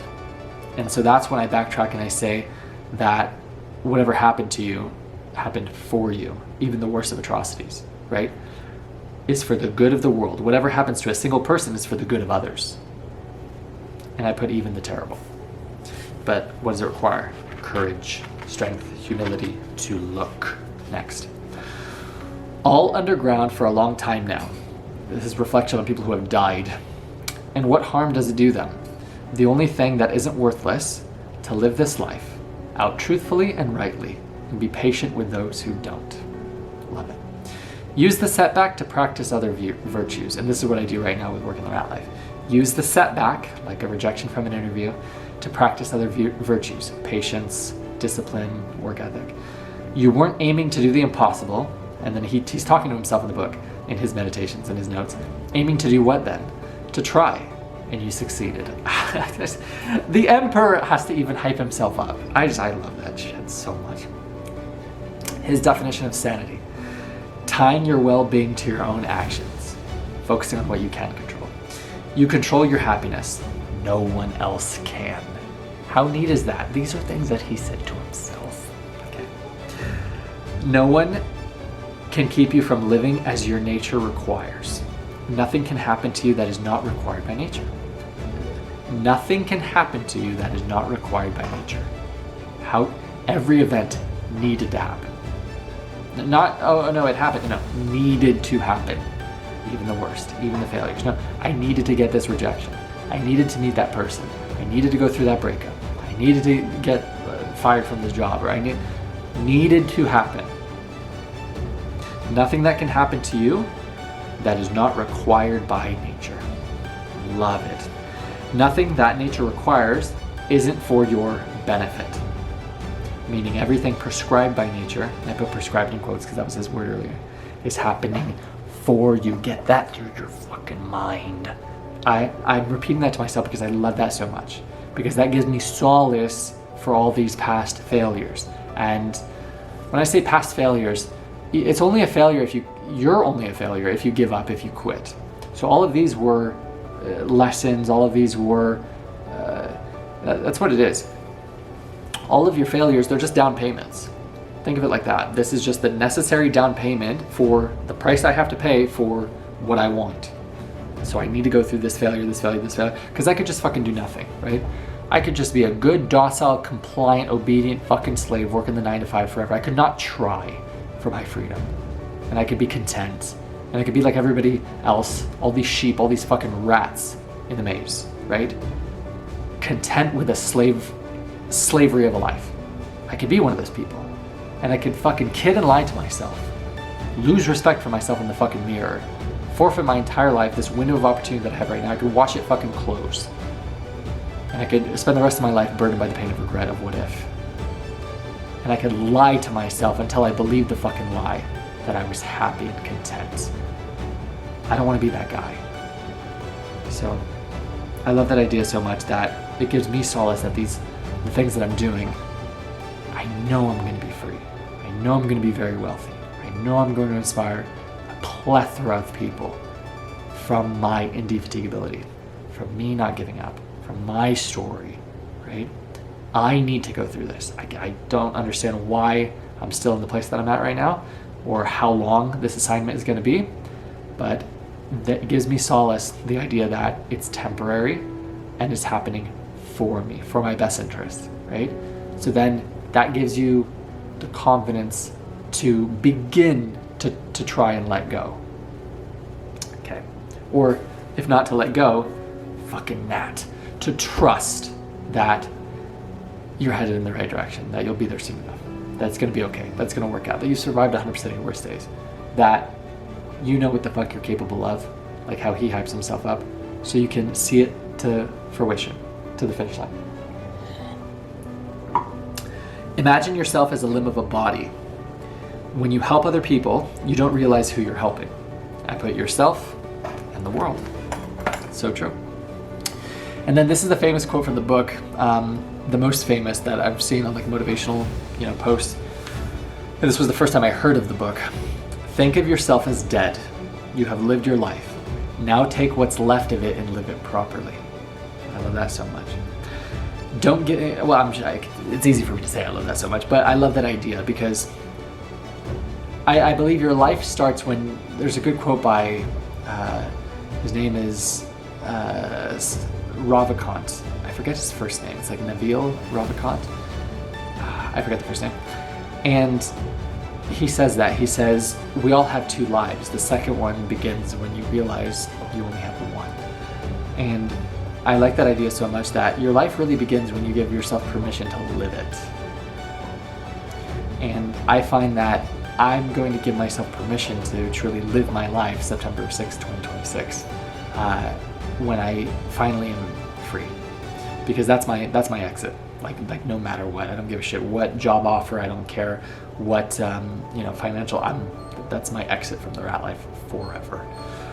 So at least that's the dream, and I'm gonna do whatever the fuck it takes to retain that freedom, whether I have to live in South America or Albania where the cost of living is this. I don't care. I don't care what. If I'm going to live free, period. And so I can justify this as a means to an end, but not beyond that. You know what I'm saying? Like, in my one life where I know I'm gonna die, I would rather write the story where I went for it, where I pursued freedom forever, than accepted a life of perpetual enslavement. I can't fucking fathom my one existence of that being it. Throwing in the towel, forfeiting it, living a life of fucking paycheck to paycheck, 9 to 5, stuck in traffic freeway. Dude, fuck that slavery. So even if it yields a comfortable life of a nice apartment or whatever car, a 401k, for 40 fucking years until you want to just, do you know what I'm saying? And people call that a life. Fuck that, dude. I'm speaking for myself personally, but I feel like that's why I'm such the best proponent as the professor of Ratlife University, because there is no one in this life that has a greater disdain for slavery than myself. I've never found my better. And the reason that I can say that with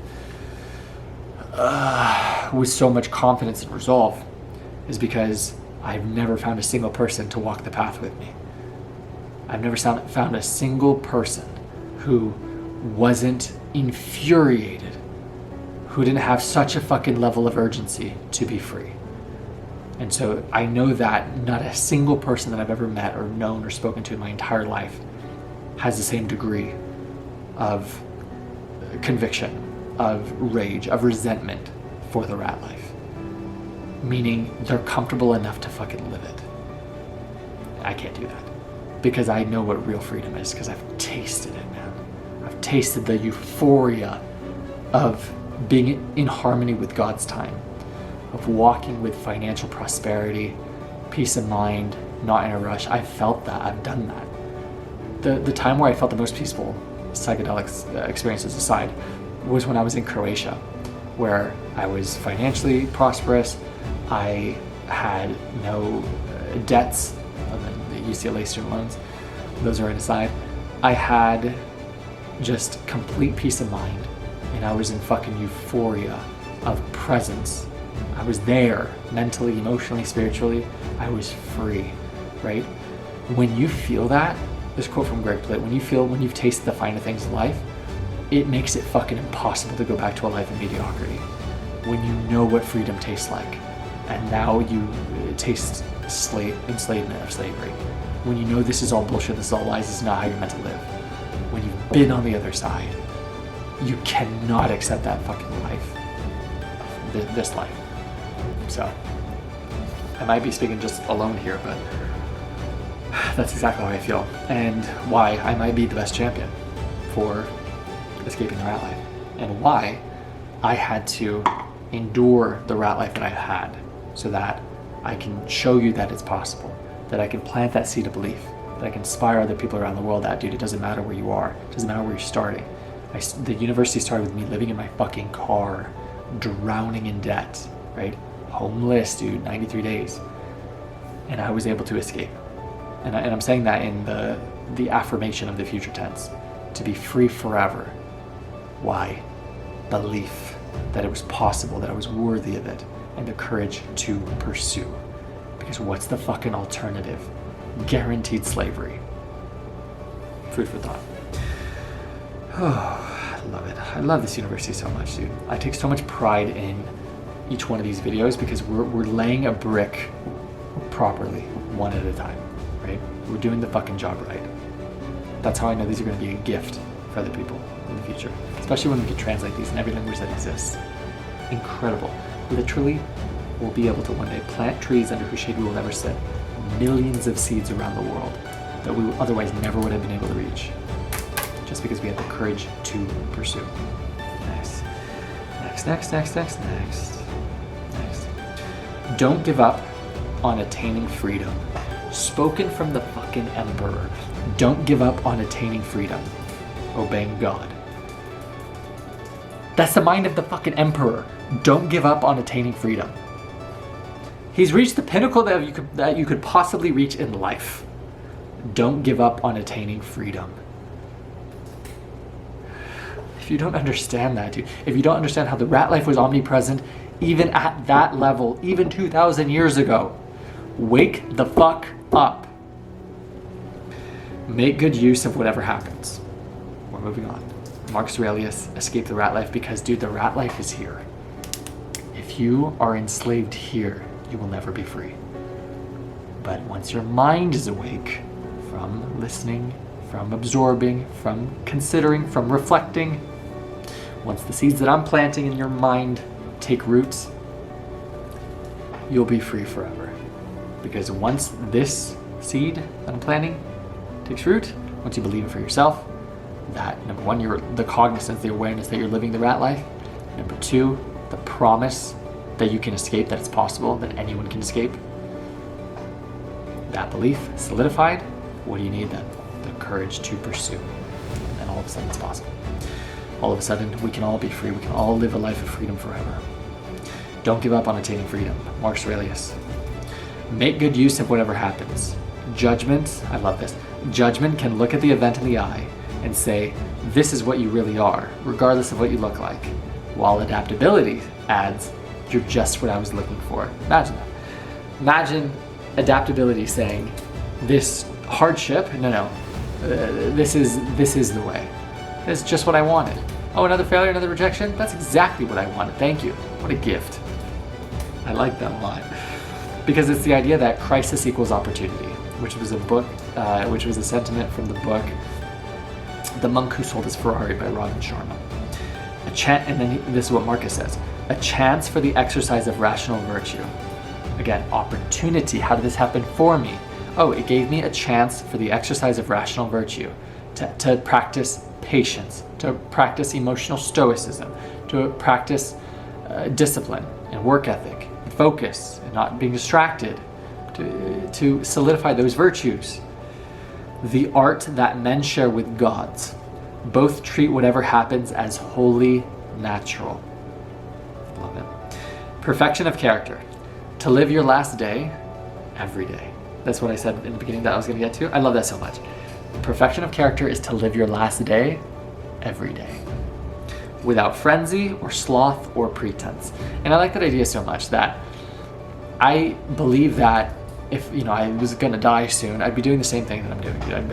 I'd be eating the same food. Maybe I'd have a pizza or something as well if I was like, oh, I had one day. But I'd have my same chocolate chip protein pancakes. I'd still be going to the gym. I'd do the same shit. You know what I'm saying? Even if my time was way more limited. Like, I love that I'm doing exactly what, as if it was my last day. You know what I'm saying? Because you don't know when it's going to be. You don't know when it's going to be game over. And I finished this book with that exact same idea. To really bring that point home. Don't let anything distract you. That's like the 5th time he said that. The emperor. Don't let anything distract you. He didn't have TikTok. He didn't have Instagram. He didn't have YouTube Shorts. He didn't have dating apps. He didn't have Netflix. He didn't have any of that garbage. And he was perpetually distracted. How to live. In doing what human nature requires. And I put the oil. That's the whole beauty from the book The Alchemist. To enjoy every marvel, every pleasure, every euphoria this world has to offer you. But don't drop the oil from the spoon that you carry. Meaning, don't forget, forfeit what your nature has called you to do. And you know what that is. If you're just honest with yourself. Of what your dream, of what your passion is, of what you feel like you gravitate towards. And if you haven't found that yet, think on it. Right? Ask yourself what you love. Ask yourself what you would love to do. Not out of, and lose the fear. And lose the, don't be realistic in the sense of, oh man, I couldn't do this. No. Give yourself permission to be irresponsible with how big you dream. I said that well, I'm not going to fucking repeat it. Give yourself, I'm not going to repeat it. But most people don't. So I'll reword it without repeating it. Most people don't give themselves permission to dream big. And that's the issue. So, how to live in doing what human nature requires. So, when trying to find your purpose, your vision, your why, your dream, your oil from the spoon, it's finding out what I would love to do if money wasn't an issue. That's the best place to start, right? And oftentimes the reason that people don't do it is because of the fear of, oh, this isn't what my family wants for me. This isn't what my spouse wants. This isn't what for my kids. I don't want to live here. Maybe what I want is a divorce. Maybe what I want is to quit my job. Maybe what I want is to travel the world. But I have this mortgage and I have these bills. So I'm a fucking rat, I'm a slave, right? Well, then you have to work at making a fucking plan. And then you have to work every day outside of the hours of your shit job planning your fucking escape. It's exactly what I do every single day. I spend every fucking hour working for my freedom. And he says that exact same line in this book, and I'll get to it shortly. Alexander, Caesar, and Pompey, compared with Diogenes, Heraclitus, Socrates, the philosophers knew the what, the why, the how. Their minds were their own. The others, so Caesar, Pompey, and Alexander the Great, nothing but anxiety and enslavement. Why? Because if you're not free up here. So I love that idea about philosophy being indoctrinated into your mental garden, right? We all have our philosophies. Philosophy predicated on truth, on God, on nature, on principle, on love, on beauty, on patience, on stoicism, on good, nourishment, garden, no weeds. Understand? Don't be anxious. Nature controls it all. And before long, you'll be nowhere. He's saying this to himself. You're gonna be dead, you old man. You're gonna die soon. Concentrate on what you have to do. Fix your eyes upon it. That's the idea of staying focused. Fix your eyes on what you have to do. You know what you have to fucking do. You know what you should be doing. You know what you shouldn't be doing as well. Yeah, I'm pointing fingers at you. Because if you're watching these videos that you shouldn't be watching, if you're not going to the gym, if you're fucking around with your diet, if you're sleeping with all these hoes, you know what the fuck you're doing, and you know what you shouldn't be doing. You know the inconsistencies in your actions and what you say you want. So don't say, oh, I don't have what I want because of this. No. Because of 3 fingers pointing at yourself. Not because of this, because of fucking you. Your habits, your neglects, your vices, your sloth, your laziness, your fucking arrogance. You. Okay. The beauty about that is, once you finally see the problem for what it is, which is you, and you accept it, and you say, no problem. And it's not to shit on yourself. It's not to beat yourself up for past mistakes. It's to say, that was my fault. Okay. But do you know what? What's to come, that's my fault too. And I can't get there overnight, can't get to the destination tomorrow. I can change fucking direction today. Okay. Embracing what nature demands, the nature in which it participates, as the leaf's nature does in the trees. I love that. Just as you were the limb to the body, you're the leaf to the tree, or a branch of a tree. As in, it's all for the betterment of the whole entity. That's you. You doing your part for the betterment of the entire world. And if you zoom in, it's you doing your part for the betterment of others. Because it's that idea, life is about planting trees under whose shade you'll never sit. By you becoming more, you have more to give your circle.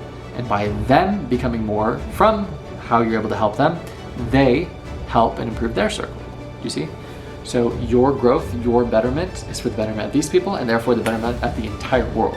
In the book Make Your Bed by Admiral William McRaven, he talks about that if you, I think he said, like, help 10 people, who then help 10 people, and you extrapolate that out, you get to literally change the world. It's millions of people that you affect by planting trees under whose shade you'll never sit. You have no idea the ripple effect of your kindness, of your generosity, of your good deed.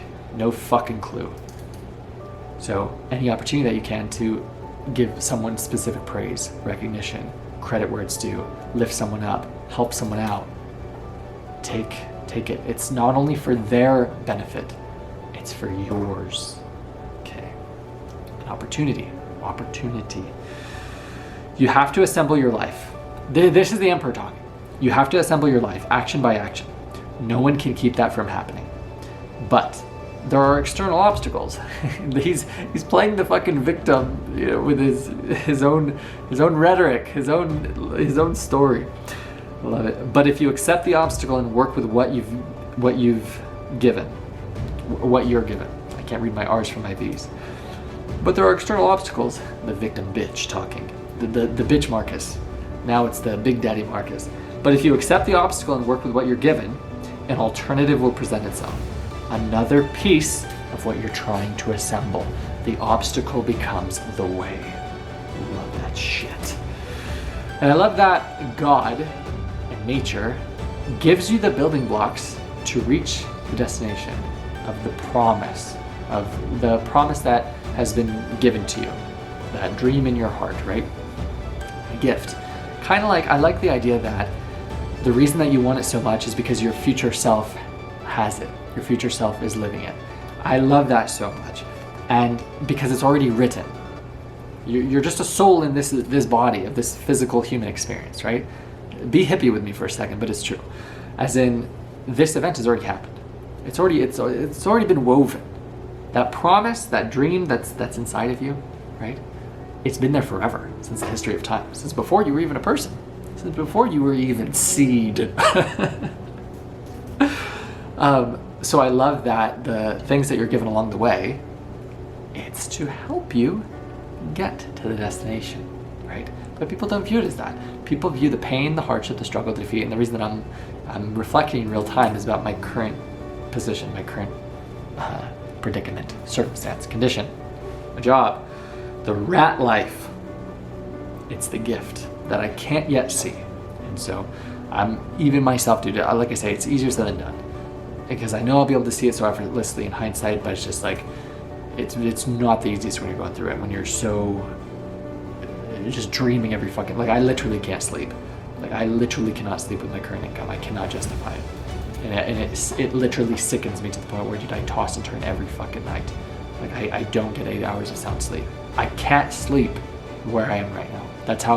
That's the urgency. That's the disdain, the resentment I have for my current position. I find it sickening. Like I find it, how the fuck can I justify this to my mom? How can I justify this to my future wife? How can I fucking justify this to myself? Like this is not my potential. This is not my ability. This is not my fucking standard. This is bullshit. And I fucking hate it every fucking day. And so I'm working my ass off every fucking day with job applications, with showing up sharp, with showing up correct, with doing my best, while planning my escape forever.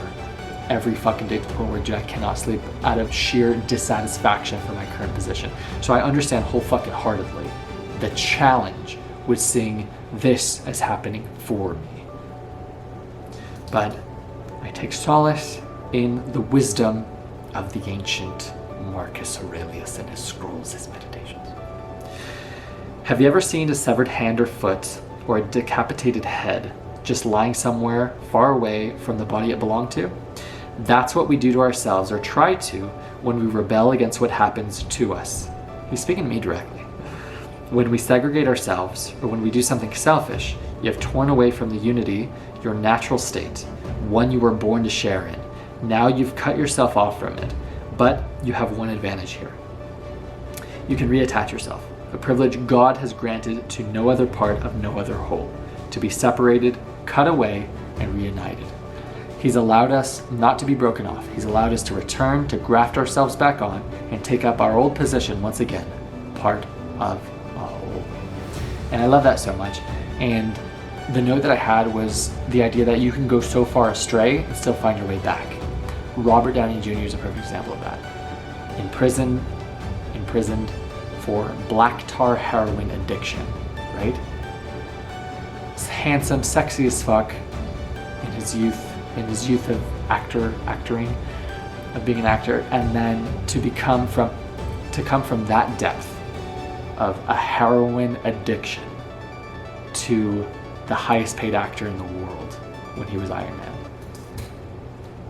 I love that idea because that's nature, that's God, right? You can go so far astray and still find your way back on your path. I love that so much. So wherever you are right now, dude, it doesn't matter. It doesn't matter how far behind you feel, how late, how all garbage, a bullshit story. You can find your way back on. You can graft yourself back on to the part of the whole to find that unity, right? I love that. I love that a lot. You can reunite with who you were meant to be, what you were meant to achieve. It's fucking written. And your time isn't up yet. There's still time. Therefore, there's still opportunity. It's not over, dude. It's not over unless you quit, unless you give up. And you're not a bitch. You don't give up. Not in this fucking university. If you're a student in my university who quits, who gives up, get the fuck out of my class. Turn this video off. It's not for you.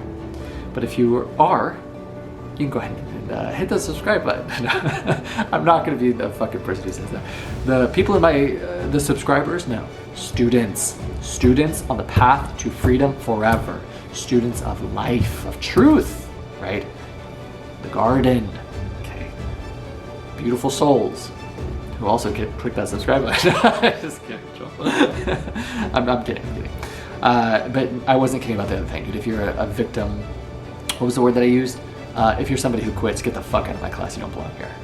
Period. Because I can't help you. Because you can't help yourself. Because if you're just gonna quit, if you're just gonna give up, don't even try. It's too hard. Your enslavement, your slavery is guaranteed because you're gonna give up. The road is so fucking hard that you have to have the conviction, the resolve that I'm not going to quit. If you don't have that fuel in the tank, don't even start the fucking journey because you'll give up, you'll quit. And so you're never gonna achieve. You're never gonna make it. You won't escape. When I say anyone can escape, let me put the big asterisk in it. Not people who quit. People who quit, they're going to be a fucking slave for the rest of their life. Worse, they're gonna make excuses as to why they didn't achieve their freedom or their goal. They're gonna justify it, they're gonna rationalize it, they're gonna spin a bullshit fucking lying story. When the reality is they're too much of a pussy to face the truth. That they were too much of a fucking coward to try. They didn't have the courage to fail. They're a fucking coward pussy. Period. Get the fuck out of my classroom. You don't belong here. Everybody else, you're very welcome. You're very welcome. The beauty about it is, the ones who don't belong here, the ones who I say get the fuck out, the gate to the garden is always open. And I love that so much because I feel the same way with people in my life. As in, I say get the fuck out, right? Because I cannot tolerate you and your hypocrisy in my vicinity. But my door is always open. As in, if you choose to quit being a victim motherfucker, then I welcome you back wholeheartedly into my garden. But until then, you're a fucking weed, you're a parasite, you're a victim. You need to stay the fuck away from me. I can still love you, it's gotta be from a distance. I still want you to eat, just not at my table. Got it. Nature takes every obstacle, every impediment, works around, and turns it to its purpose, incorporates it into itself. So too, a rational being can turn each setback into raw material and use it to achieve its goal. The obstacle becomes the way. I love it so much. And I put nature's gifts. So that hardship, that struggle, that adversity, a gift happening for you. Gifting you exactly what you say you wanted. I want a cake. No problem. God and nature, they give you the batter, they give you the eggs, they give you the flour, they give you the eggs, the sugar, the maple, I don't know, I don't make cake. They give you every fucking active ingredient, the spinner thing. I need a wife, I don't know any of these materials. The whisk! They give you the bowl, they give you all of it. And you say, this isn't what I wanted. And nature's just like, what the fuck are you talking about? I gave you every single thing that you asked for. All you have to do is do it. Please, just do one thing. You just have to make it. It's the exact same thing. Nature's gifts, giving you exactly what you said you want for. Now check it out. This battery just died. It's gonna die right now. So we're gonna switch. And we're gonna see what happens. We're gonna play back and forth, and hopefully we can get through this lecture in one piece. And just like that, we're back. Okay. A gift happening for you. They give you all the ingredients to the cake. Make the cake, you lazy motherfucker. Okay, next. Another quote to himself. Excuse me. I switched my diet a little bit today, and I'm gonna revert it back because I had egg whites, and then I had egg whites, and then I had beef. It didn't agree with my body whatsoever. So we're gonna adapt. We're gonna overcome. My obstacle and my upset stomach became the way. It paved the way for my diet for the rest of this week. So excuse the burps. I have no right to do myself an injury. Have I ever injured anyone else if I could avoid it? Interesting. How often are we to give other people grace and kindness and consideration and courtesies? How slow, if ever, do we afford ourselves the same luxury? Food for thought. Meaning we don't. People find pleasure in different ways. I find it in keeping my mind clear. Wow. And I said this to one of the girls the other day. I said, you don't know the serenity of reading an amazing book. I was reading meditation at the time and listening to a soft piano music after you've done your training first thing in the morning and had your chocolate chip pancakes. It is euphoria. And it's so true. But the reason that I can experience peace and serenity is because I've cleaned my mind. I've cured my mind. There's no poison in it. There's no toxicity in it other than that which I allow into it myself from my own internal self-dialogue, right? But the negative outside influences, they're gone. The social media, the dating apps, the news, the radio, the gossip, the toxic friends, the losers, the drugs, the alcohol. Dude, my garden is fucking pristine. So I can find pleasure and happiness and peace in the little things because I have a clear mind. Got it? Give yourself a gift the present moment. Thanks, Marcus. The mind without passions is a fortress. These are just quotes that I wrote down because I really liked them. No carelessness in your actions, no confusion in your words, no imprecision in your thoughts, no retreating into your own soul or trying to escape it, no overactivity, they kill you. No distractions. He's talking about, these are all, what do they call it when they're written in the affirmative? These are all things that he's just telling to himself. Just to live a stoic, beautiful, calm, serene, philosophical life, a good life. A life in the path of God and nature in the absence of distractions and mental turmoil. Keep your mind a spring of clear, sweet water. I told you we'd come back to this. Not a cistern, a place where people piss back in Roman times. A perpetual spring. That's what your mind should be. This was in the book, I believe it was The Monk Who Sold His Ferrari. To imagine your mind as a calm body of water, absent a single ripple. It's, if you do the Tony Robbins exercise that I did for a prior homework assignment that I gave you guys, of watching, it's a 14-minute meditation video, is priming, no ad. It's important that it's no ad because then there will be no ad to interrupt it. It's a 14-minute video. It's like it's either the first one or the third one when you type in Tony Robbins priming, no ad. It's 14 minutes long. When you meditate for the first time, you can't sit still, you can't quiet your mind, your thoughts are going astray. But when you do it constantly, consistently, you get to a point where you can just be completely mentally silent. And you can physically let go. And it's euphoria and it's peace. And you literally can feel your mind as if it's a still body of water without a single ripple. That's peace. You feel so light. And I learned from the neuroscientist Joe Dispenza that real peak mastery of your mind is when you can come back to that serenity in real time, combating circumstances and conditions and events. Because anybody can reach a state of tranquility through 15 minutes or an hour of meditation.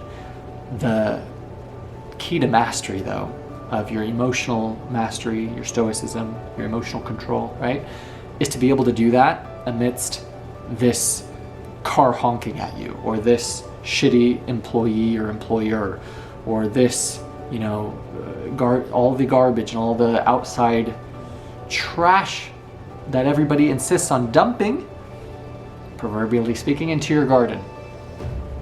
Or literally speaking. Maybe they just fucking throw trash at you. I don't know where you live. But that's the idea. A perpetual spring calm body of water absent a single ripple.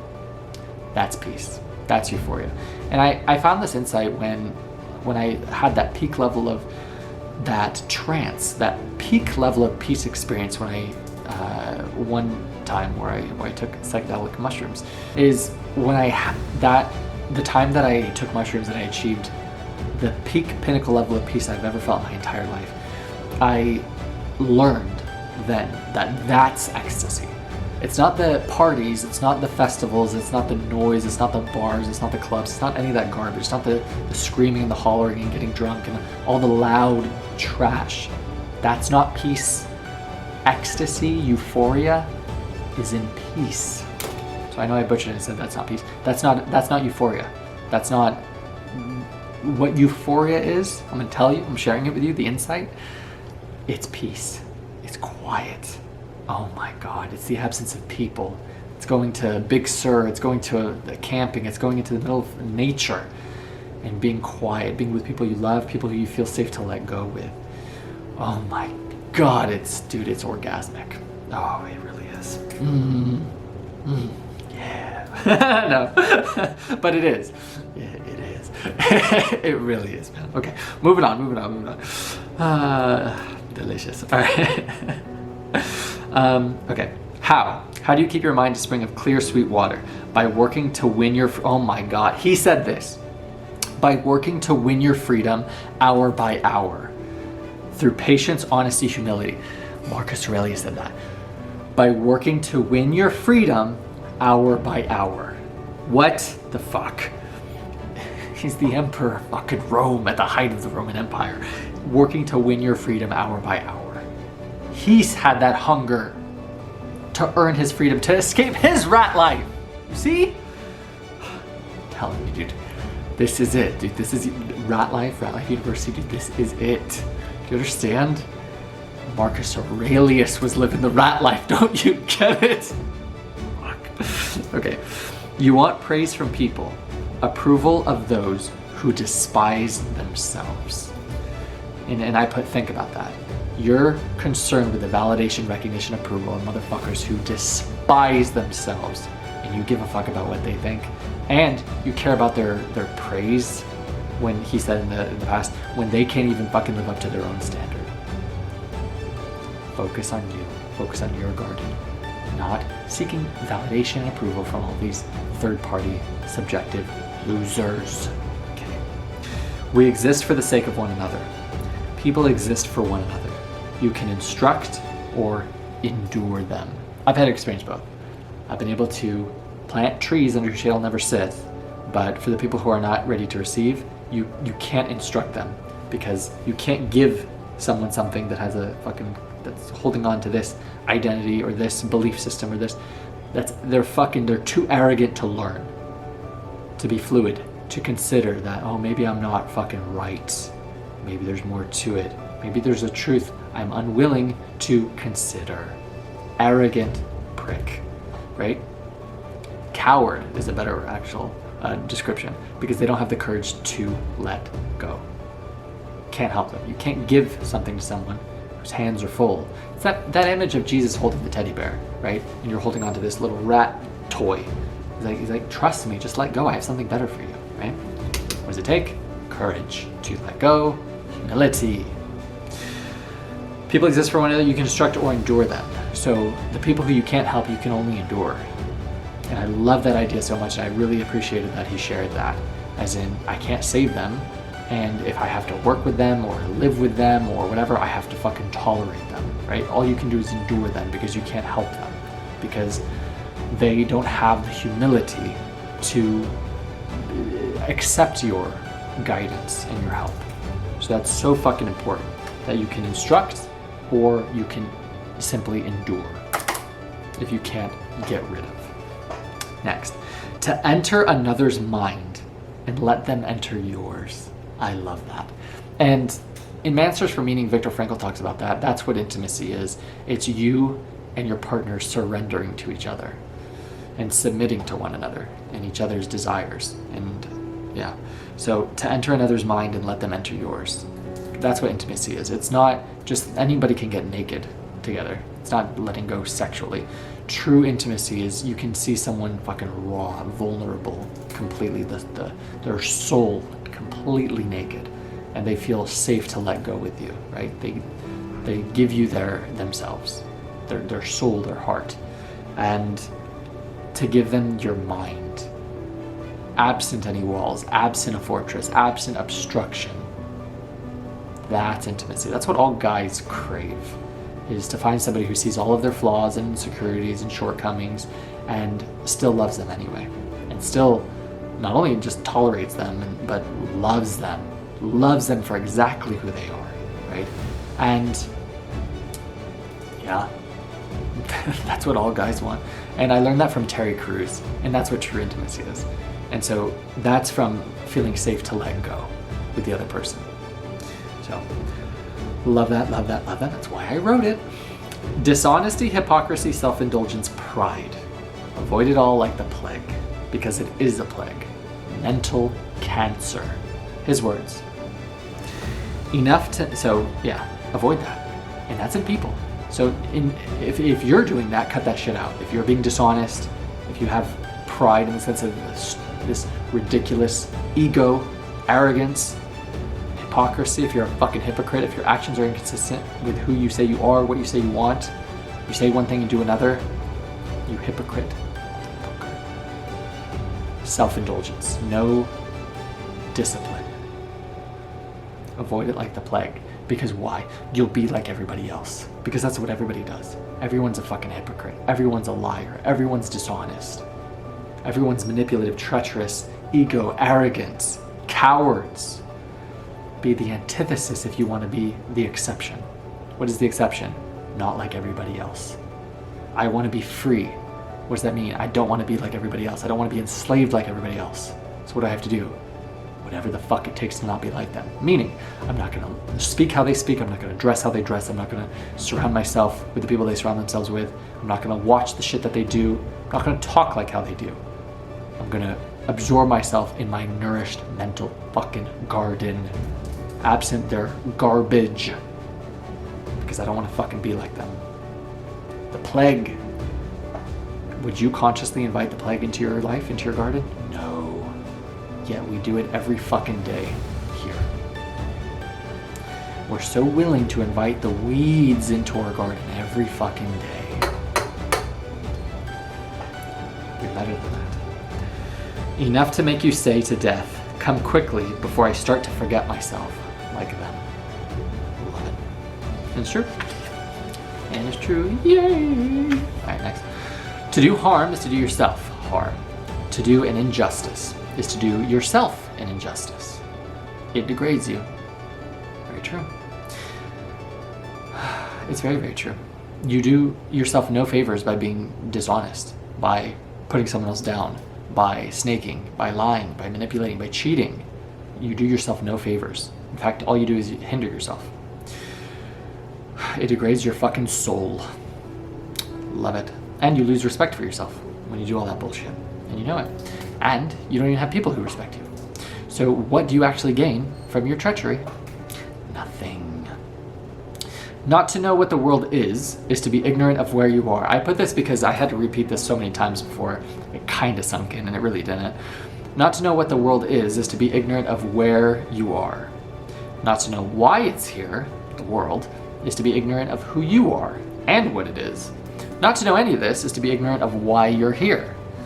And what are we to make of anyone who cares about the applause of such people, so other people's praise, who don't even know where or who they are? So it was like, in philosophy, they do these little discords of following rational thought. So let's say they'll do this, this equals this, therefore this equals this, therefore this equals this, right? That's very consistent in philosophical doctrine. And I studied that when I was an undergrad at UCLA. Is you say, because A equals B and B equals C, therefore A equals C.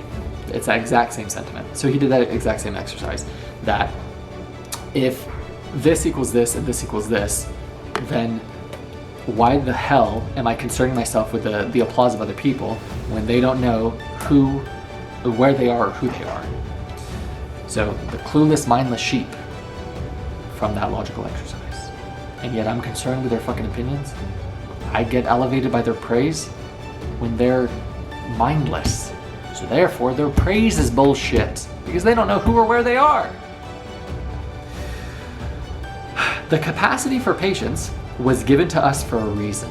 The gods are patient, and they even give us concrete things. Patience. It gives us health, fame, money. Such is the gods' goodness, and yours too if you wanted. What's stopping you?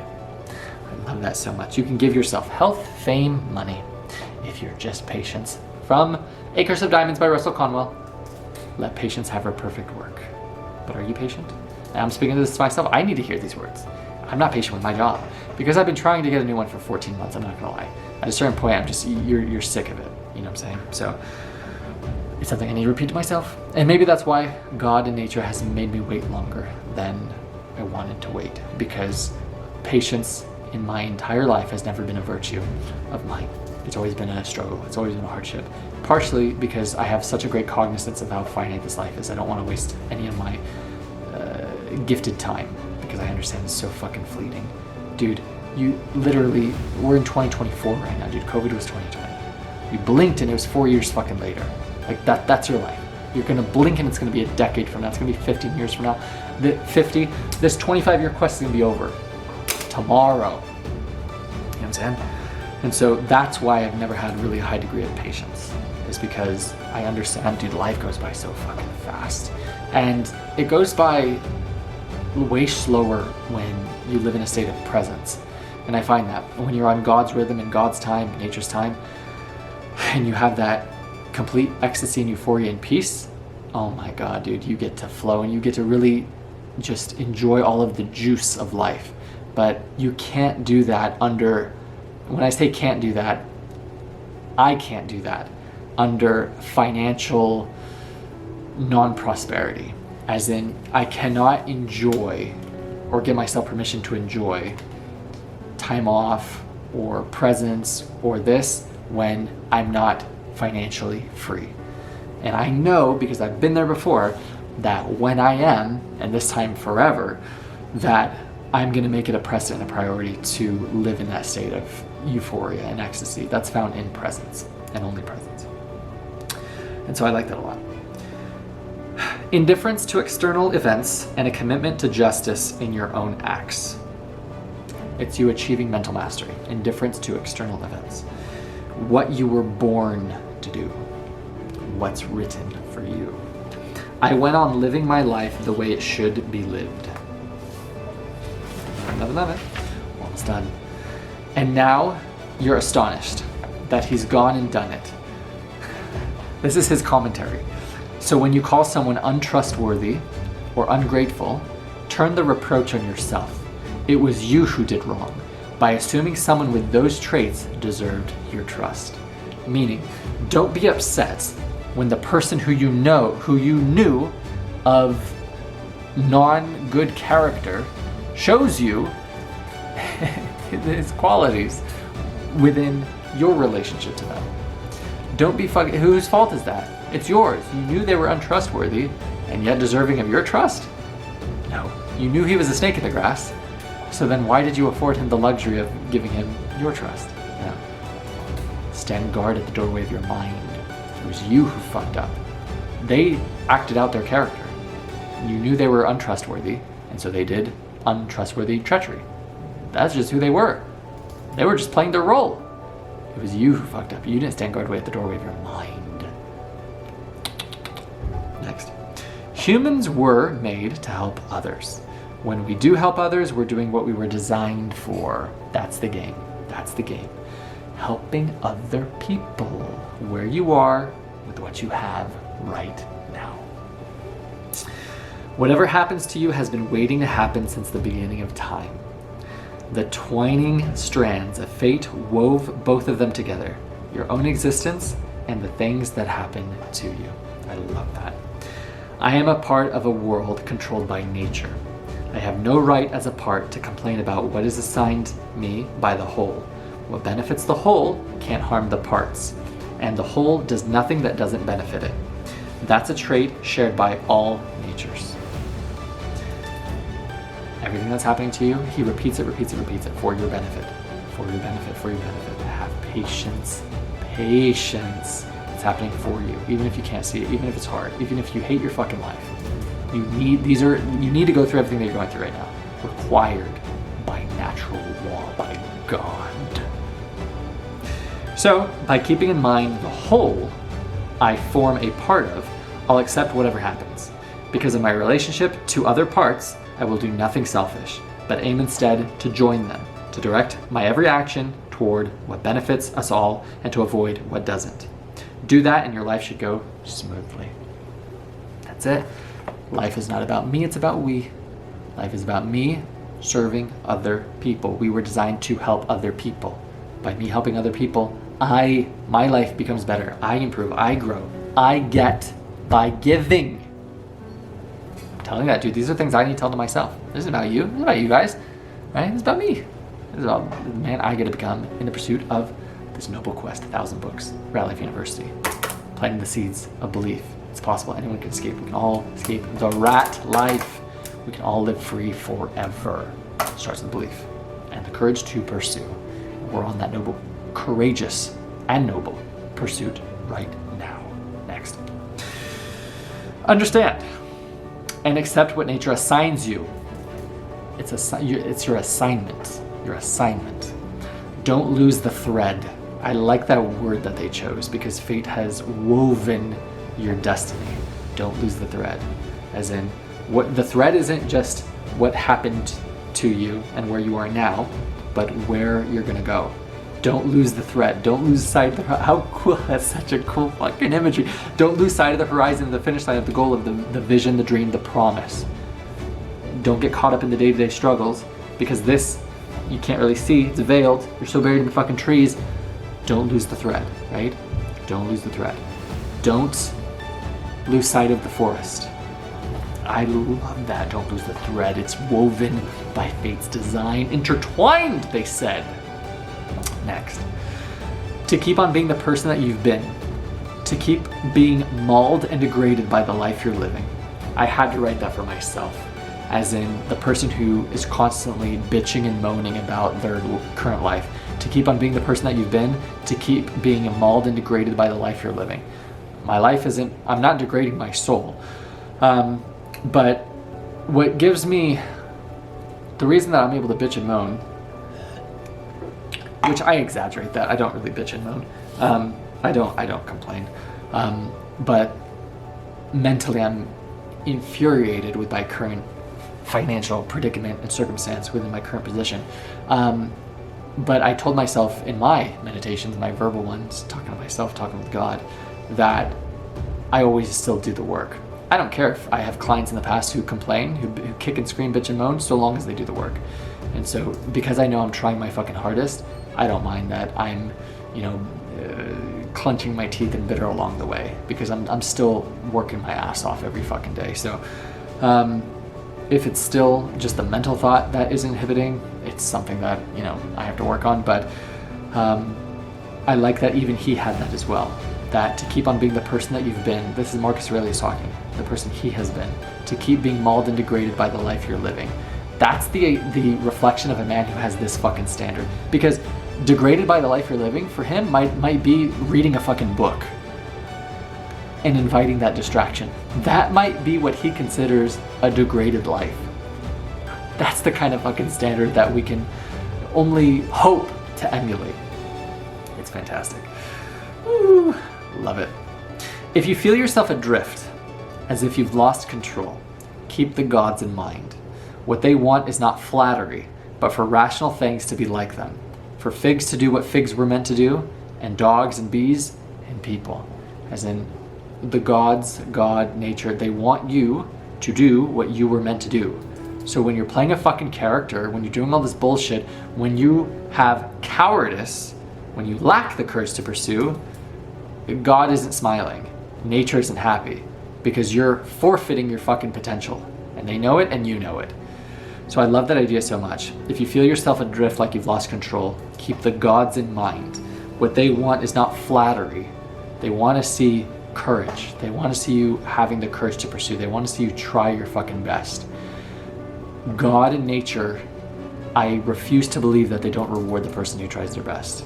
And I believe that you'll be gifted everything that you need to achieve your goal. Everything that you fucking need. The person that you need to meet, this opportunity that you need to have, they'll be gifted to you along the way for the courageous hero on his hero's journey, who's willing to fucking try, who's willing to have the courage to pursue. I refuse to believe anything fucking else then. And I was meant to escape the rat life and plant millions of seeds of belief in others that it's possible for them to too. So that's my purpose. That's my vision. That's what I've been called to do, was to create this university, was to plant millions of trees around the world of whose shade I will never sit, right? To plant the seed of belief in others that it's possible that they can escape the rat life, whatever theirs is, that they can live free forever. That's my task. That's what I've been tasked with. That's my purpose. To inspire others to that it's possible that we can all live free. It starts with me. You know what I'm saying? It starts with me being free, me leading the charge, me maintaining my courage to pursue, and my belief that it's possible. Accept and welcome what you've been assigned. Do you see how he repeats it and repeats it and repeats it? And that's why I kept writing it as well, because I need to say it to myself, to accept what I've been assigned for however long I will be assigned it. Travel a straight path to God by way of law, natural law. And the idea that I shared with a coworker the other day, have you ever seen the Harry Potter movie where they are entrapped by that, I think it's the Chamber of Secrets, when they're trying to get in and they're like, it's this, you know, it's like the Whomping Willow sort of branches, you know, holding this person down. And she's like, you just have to relax. Hermione says that. And once you relax and physically let go, then it's effortless. And Ron is fighting and kicking and screaming. And she's like, it'll only kill you faster. It'll only kill you faster. I haven't practiced my British accent. I believe it's the same way with you trying to get to your destination. That if you just let go, you'll actually get there the fastest. So I love that illustration from that movie. I think that's the illustration of God and of nature's design, that the fastest way to get there is by simply letting go. It's not rushing, it's not hurrying, it's not working harder. No, you don't have to do any of that. You just have to align. That's it. And that'll be the fastest path. And he says that. Travel, accept it, and welcome what you've been assigned. Travel a straight path to God. That's it. That's the game. That's the game, dog. All right. Why all this guesswork? You can see what needs to. This is Mark is saying this to himself. I'm saying this to myself. You say this to yourself. Why all this guesswork? You can see what needs to be done. As in, you know what apps you need to delete. You know what websites you need to stop going to. You know the diet that you need to incorporate. You know the training you need to do. You know what the fuck you need to do. You know what bullshit you're tolerating. You know the people you need to cut out of your fucking life. You know what job you need to leave. You know what relationship you need to stop. You know the people you need to stop fucking texting and sleeping with. You know what the fuck you need to do. Don't bullshit yourself or me. If you can see the road, follow it, cheerfully without turning back. If anything gets in the way, forge on ahead. Make good use of what you have on hand, sticking to what seems right, following your intuition, dude. It'll let your conscience be your guide, but it's true. Fuck. To follow the logos, logic, rational, natural law, in all things is to be relaxed. And I put an underline, and he put, I underlined, and energetic, joyful and serious at once. And I put on God's rhythm and harmony. And the reason is because I think it was the Power of Positive Thinking by Norman Vincent that you achieve the most amount of energy just as if you were absorbing the sun's rays once you're in alignment with God's time and God's rhythm. You actually achieve maximal energy when you're well rested, when you're not, in a cubicle, when you're not in the commute, when you're not living the fucking rat life, and you're actually in harmony with how life was meant to be lived. Dude, you have maximum energy, maximum testosterone, maximum enthusiasm and excitement. It's by being in alignment with your purpose and with God, nature. And so I love that idea so much, I'll have to repeat it. To follow in the logos in all things, to be relaxed, to let go, and therefore energetic and joyful and serious all at once. Because you can be joyful, but yet serious on your purpose, on your mission. You can be cheerful and focused. You know what I'm saying? Aligned in harmony with God. Okay. Let people see someone living naturally.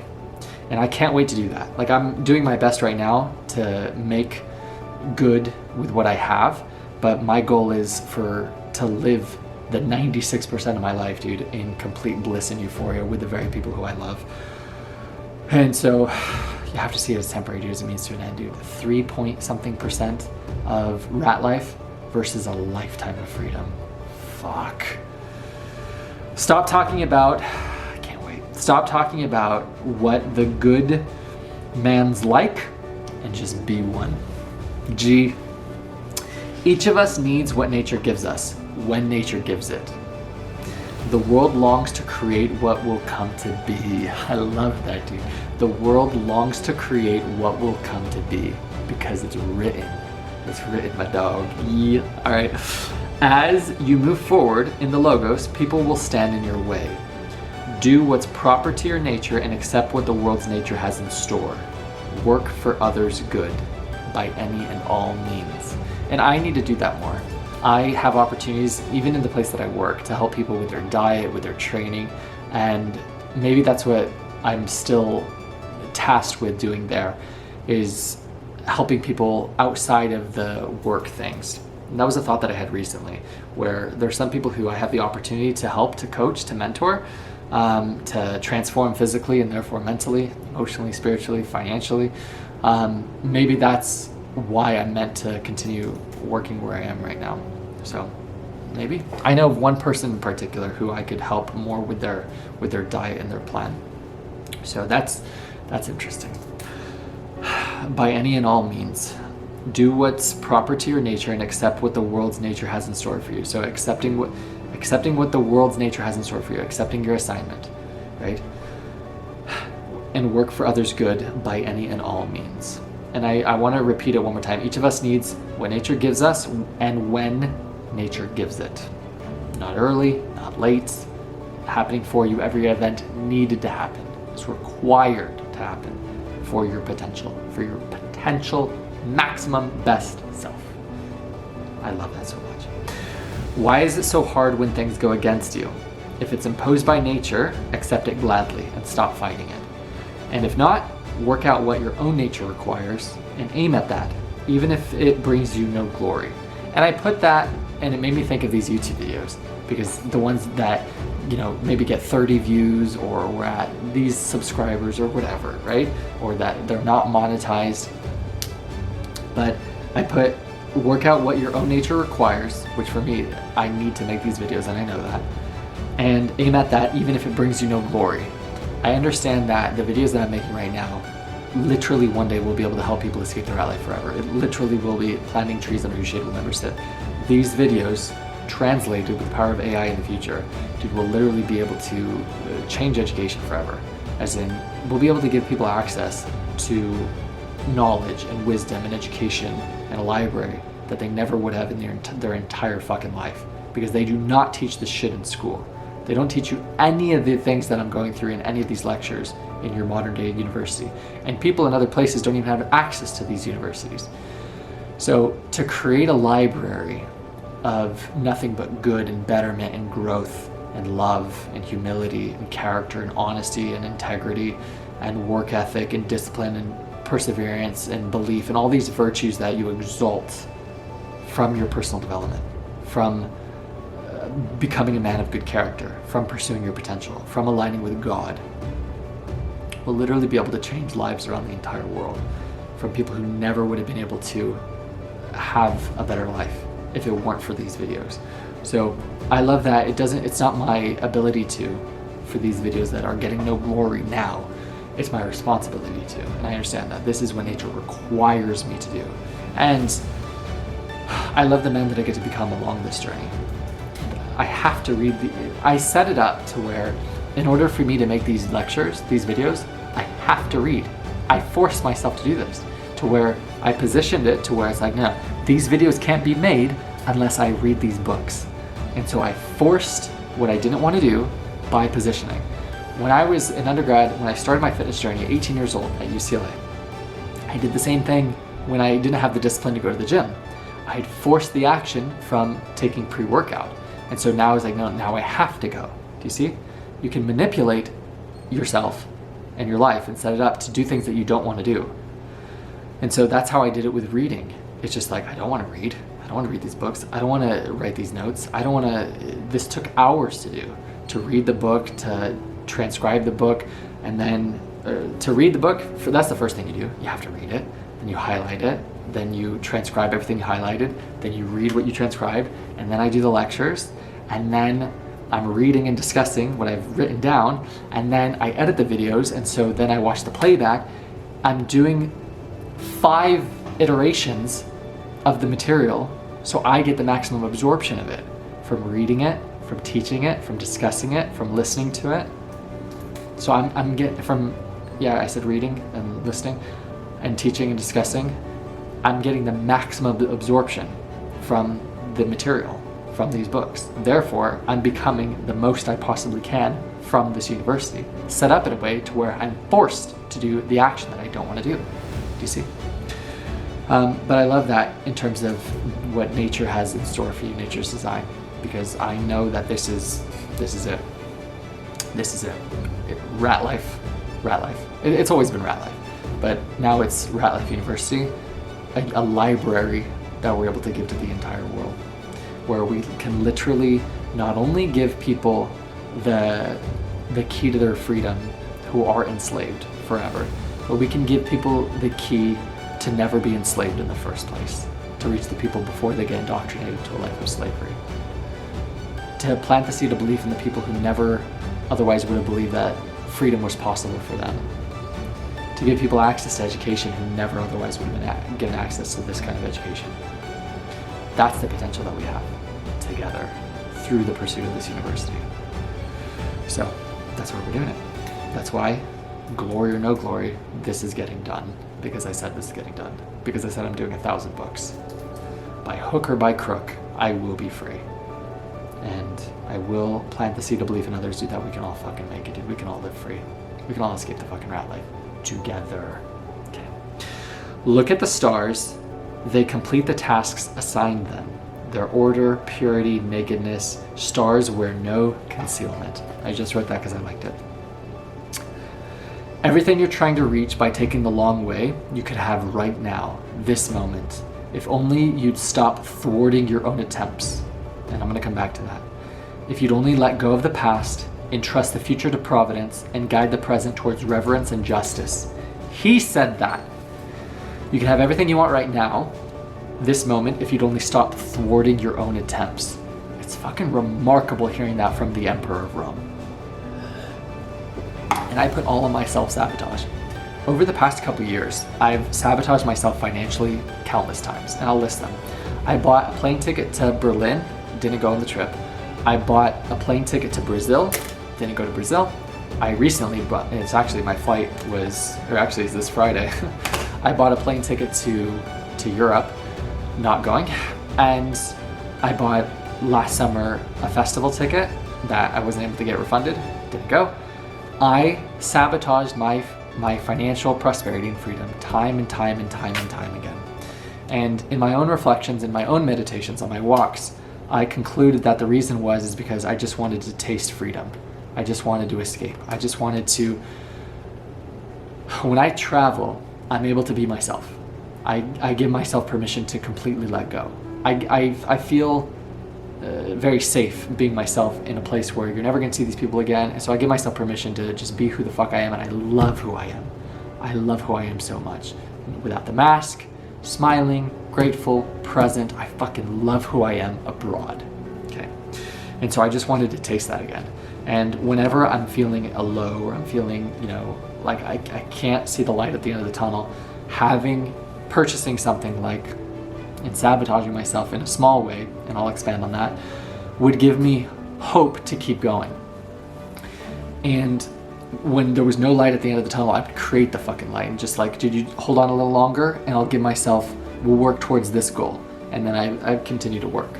And the reason that I say I didn't sabotage myself completely financially is because I chose when I got to the light to not do the trip that I otherwise would have spent thousands of more dollars and gotten myself further and further into debt. So, and I'm telling you, dude, when I say you have to save your own life and you have to do whatever the fuck it takes, I would literally purchase Euro trips and flights to Brazil and all these things as a means to give myself fucking hope and light at the end of the tunnel when that light was diminished for myself. Like, so when it says to swap, if only you'd stop thwarting your own attempts, you could have it right now. If I didn't do this, and this, I wouldn't have that equivalent of outstanding debt. But I did. And so, and from my last job rejection, I took real fucking inventory of my habits and my actions, and that was one that really stood out. When I was just, I did I took inventory and just was honest with my actions. And I said, this is the behavior that you're tolerating, no fucking longer. Because this rejection was enough for me to say, I am so sick of this. I'm so fucking sick of accepting this social class, of this peasant fucking life. I said, not in my one life. I said, there's no fucking chance, right? So it's that exact same mentality. But I have a sense of pride that I didn't completely thwart my attempts, but I'm very cognizant, and you can apply this to yourself, because I don't eat out, I don't do Uber Eats, I don't go out to restaurants, I don't do any of that shit for financial self-sabotage that a lot of people do. But those were my sabotages. These flights, this festival ticket, this. So, and when I really reflected on it, I said, why are you doing it? And it said, because I just want to escape. Because I just want to be free. I just want to taste freedom again when I haven't tasted it in literally 3 years. Like, I've had debt on my shoulders from failing with Ratlife as the business for literally 3 fucking years. And I just want to taste the euphoria of freedom, even if it's for a fucking day, even if it's for a week, to the point where I'm willing to perpetuate and forestall my financial freedom of getting out of debt, because the happiness and ecstasy and euphoria that I feel from that relief at the time was more inviting. It sounded better. I felt like that would feel better than, the alternative, which is continuing to stay in perpetual hatred for my current circumstance, just fucking hating life. You know what I'm saying? Like aching getting up out of fucking bed, snoozing 3 times on the alarm. I was just like that. When the light from, say, a rejection, and then you have no prospects for, like, a new job, that was completely diminished. I said, I need hope. And so this is Professor Tarkow talking, dude. When my hope is diminished, and my name, dude, any person who thinks about me, I know that they think about me in a time of their low. And it's not to put myself down by any means.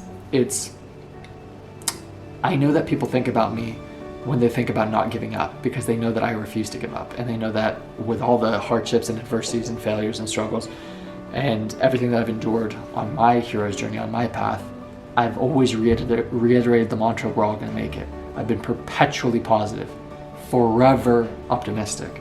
And so I know that people look to me as that beacon of light. But I'm telling you, dude, even my light goes out.